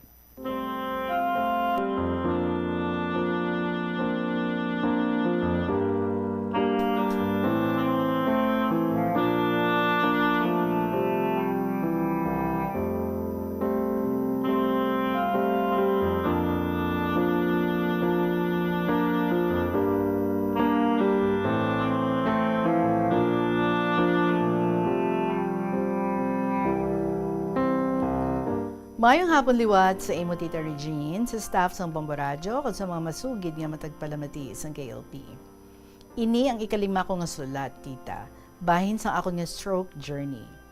Sa pagpadayon ko, 2008, a brand new year, a brand new start, new resolution and plans. Looking back on what had happened in 2007 was really a year with a last minute of hope. I never thought that a call center job will be a game changer. Now this new year, a new page for us, me and my family. Days, weeks, months, amat-amat nga nagbag-o ang amon pangabuhi, tita. Nadula ang pagkabalaka, kag papamensar kung sa din kami makuha sang kwarta nga inugasto namon. Sa trabaho ko naman, tita, pagkatapos ang amon nga 2 months nga training, gin-deploy na kami sa production for 2 weeks of nesting period. Agud maging familiar kami sa pagbaton kag pag-handle sa mga calls. During sang 2 weeks nga nesting period namon sa production floor, nagapangarap-kap gid ako, tita, kung paano mag-navigate sa mga tools nga kinahanglan ko samtang nagapagigi-istorya sa customer. Ang customer gid namon mga US-based home computer users or consumers. Kalabanan sa ila, tita, halos wala gid sang animo sa paggamit sang computers. Ang mga Amerikano makasarang magbakal sang computer bisan do hindi gid sila makahibalo magamit kay ti barato lang ina sa ila. Amo ina nga nauso ang call center sa Pilipinas. Dako nga bulig ang call center industry sa aton nga pungsod kay nakapag-generate ini sa madamo nga trabaho. Going back, tita, so nangin familiar na ako on how the call center job works, nadula na ang kakulba kag pressure sa kada shift ko kay nag-take ako sang calls. Ang account ko gali sa BPO, ari diri, hindi ko na pagbasahon na. Pero isa ina sang una sa mga dako ang pasweldo sa call center. Pero tita, minatabo sa akon nga hindi maayos ang April 2008. Ang duty ko sang tiyon nga to, 12 midnight up to 9 in the morning. Gani, naghahalin ako sa balay, 10:30 sang gabi. Ang biyahe ko via bus. Mang isa ka oras kagtunga o kung depende sa traffic sa dalan, nagapanaog ako sa EDSA, corner Ayala Avenue. Mga past 11 na sang gabi, kaya ang pakadto sa building sang call center, lalakton lang sang 5 ka minutos. Apang sa nagapadulong na ako sa medyo madulom nga bahin sang sidewalk, natakpan abi ini sang isa ka madabo nga mga dahon sang puno, kag wala man street lamp, hindi pa man uso ang CCTV sa 2008, may nakatambay didto nga duha ka lalaki nakapungko sa long bench sa sidewalk sang Ayala Avenue. Sang ara na ako sa ila atubang, gulpi lang, nagtindog ang isa ka lalaki, gagin kalawit ako sa liog, kaginambalan nga hold upper sila, kaginahanglan ko ihatag ang wallet ko sa ila. Amo naman nga grabe gid ang kulba ako, kay kun base ano ang ilang himuon sa akon. In-hold up siya. Ang lalakton 5 minutes lang pero ti madulom. Basta na nisugpunan ang sulat diri sa aton ang episode nga ini in particular nga gina-share diri sa aton ni multiple stroke survivor. So panabalikan ta ini mga kabombo. For the meantime, sa inyo man nga mga istorya dira, especially mga love stories no ihingagaw nyo na. Pasok pa na, kay bulan pa kita sa Pebrero, so pwede nga ma-email sa bombo_iloilo@bomboradio.info or sulaton and then ipadala sa kahapon lamang program, DYFM, Bombo Radio Iloilo, Sky City Tower, Mapa Street, Iloilo City. Pwede man nga mamasyar ka mo diri sa syudad, bitbiton nyo na lang ang inyong nga mga kasaysayan kag i-hand in personally. Diri kita sa may Sky City Tower, ihatag lang sa kay Mamang Guard. Magasunod na mga kabombo ang mga dramas, Toyang Ermitanya, Provincial Jail, kag ang Dear Diary. Balikay kita buwas, kag tapuson ta ang ini nga particular episode ni Multiple Stroke Survivor. Maraming salamat sa inyo sa gihapon ininyo nga alagad. Si Tita Regine para sa kahapon lamang program. Good afternoon and God bless.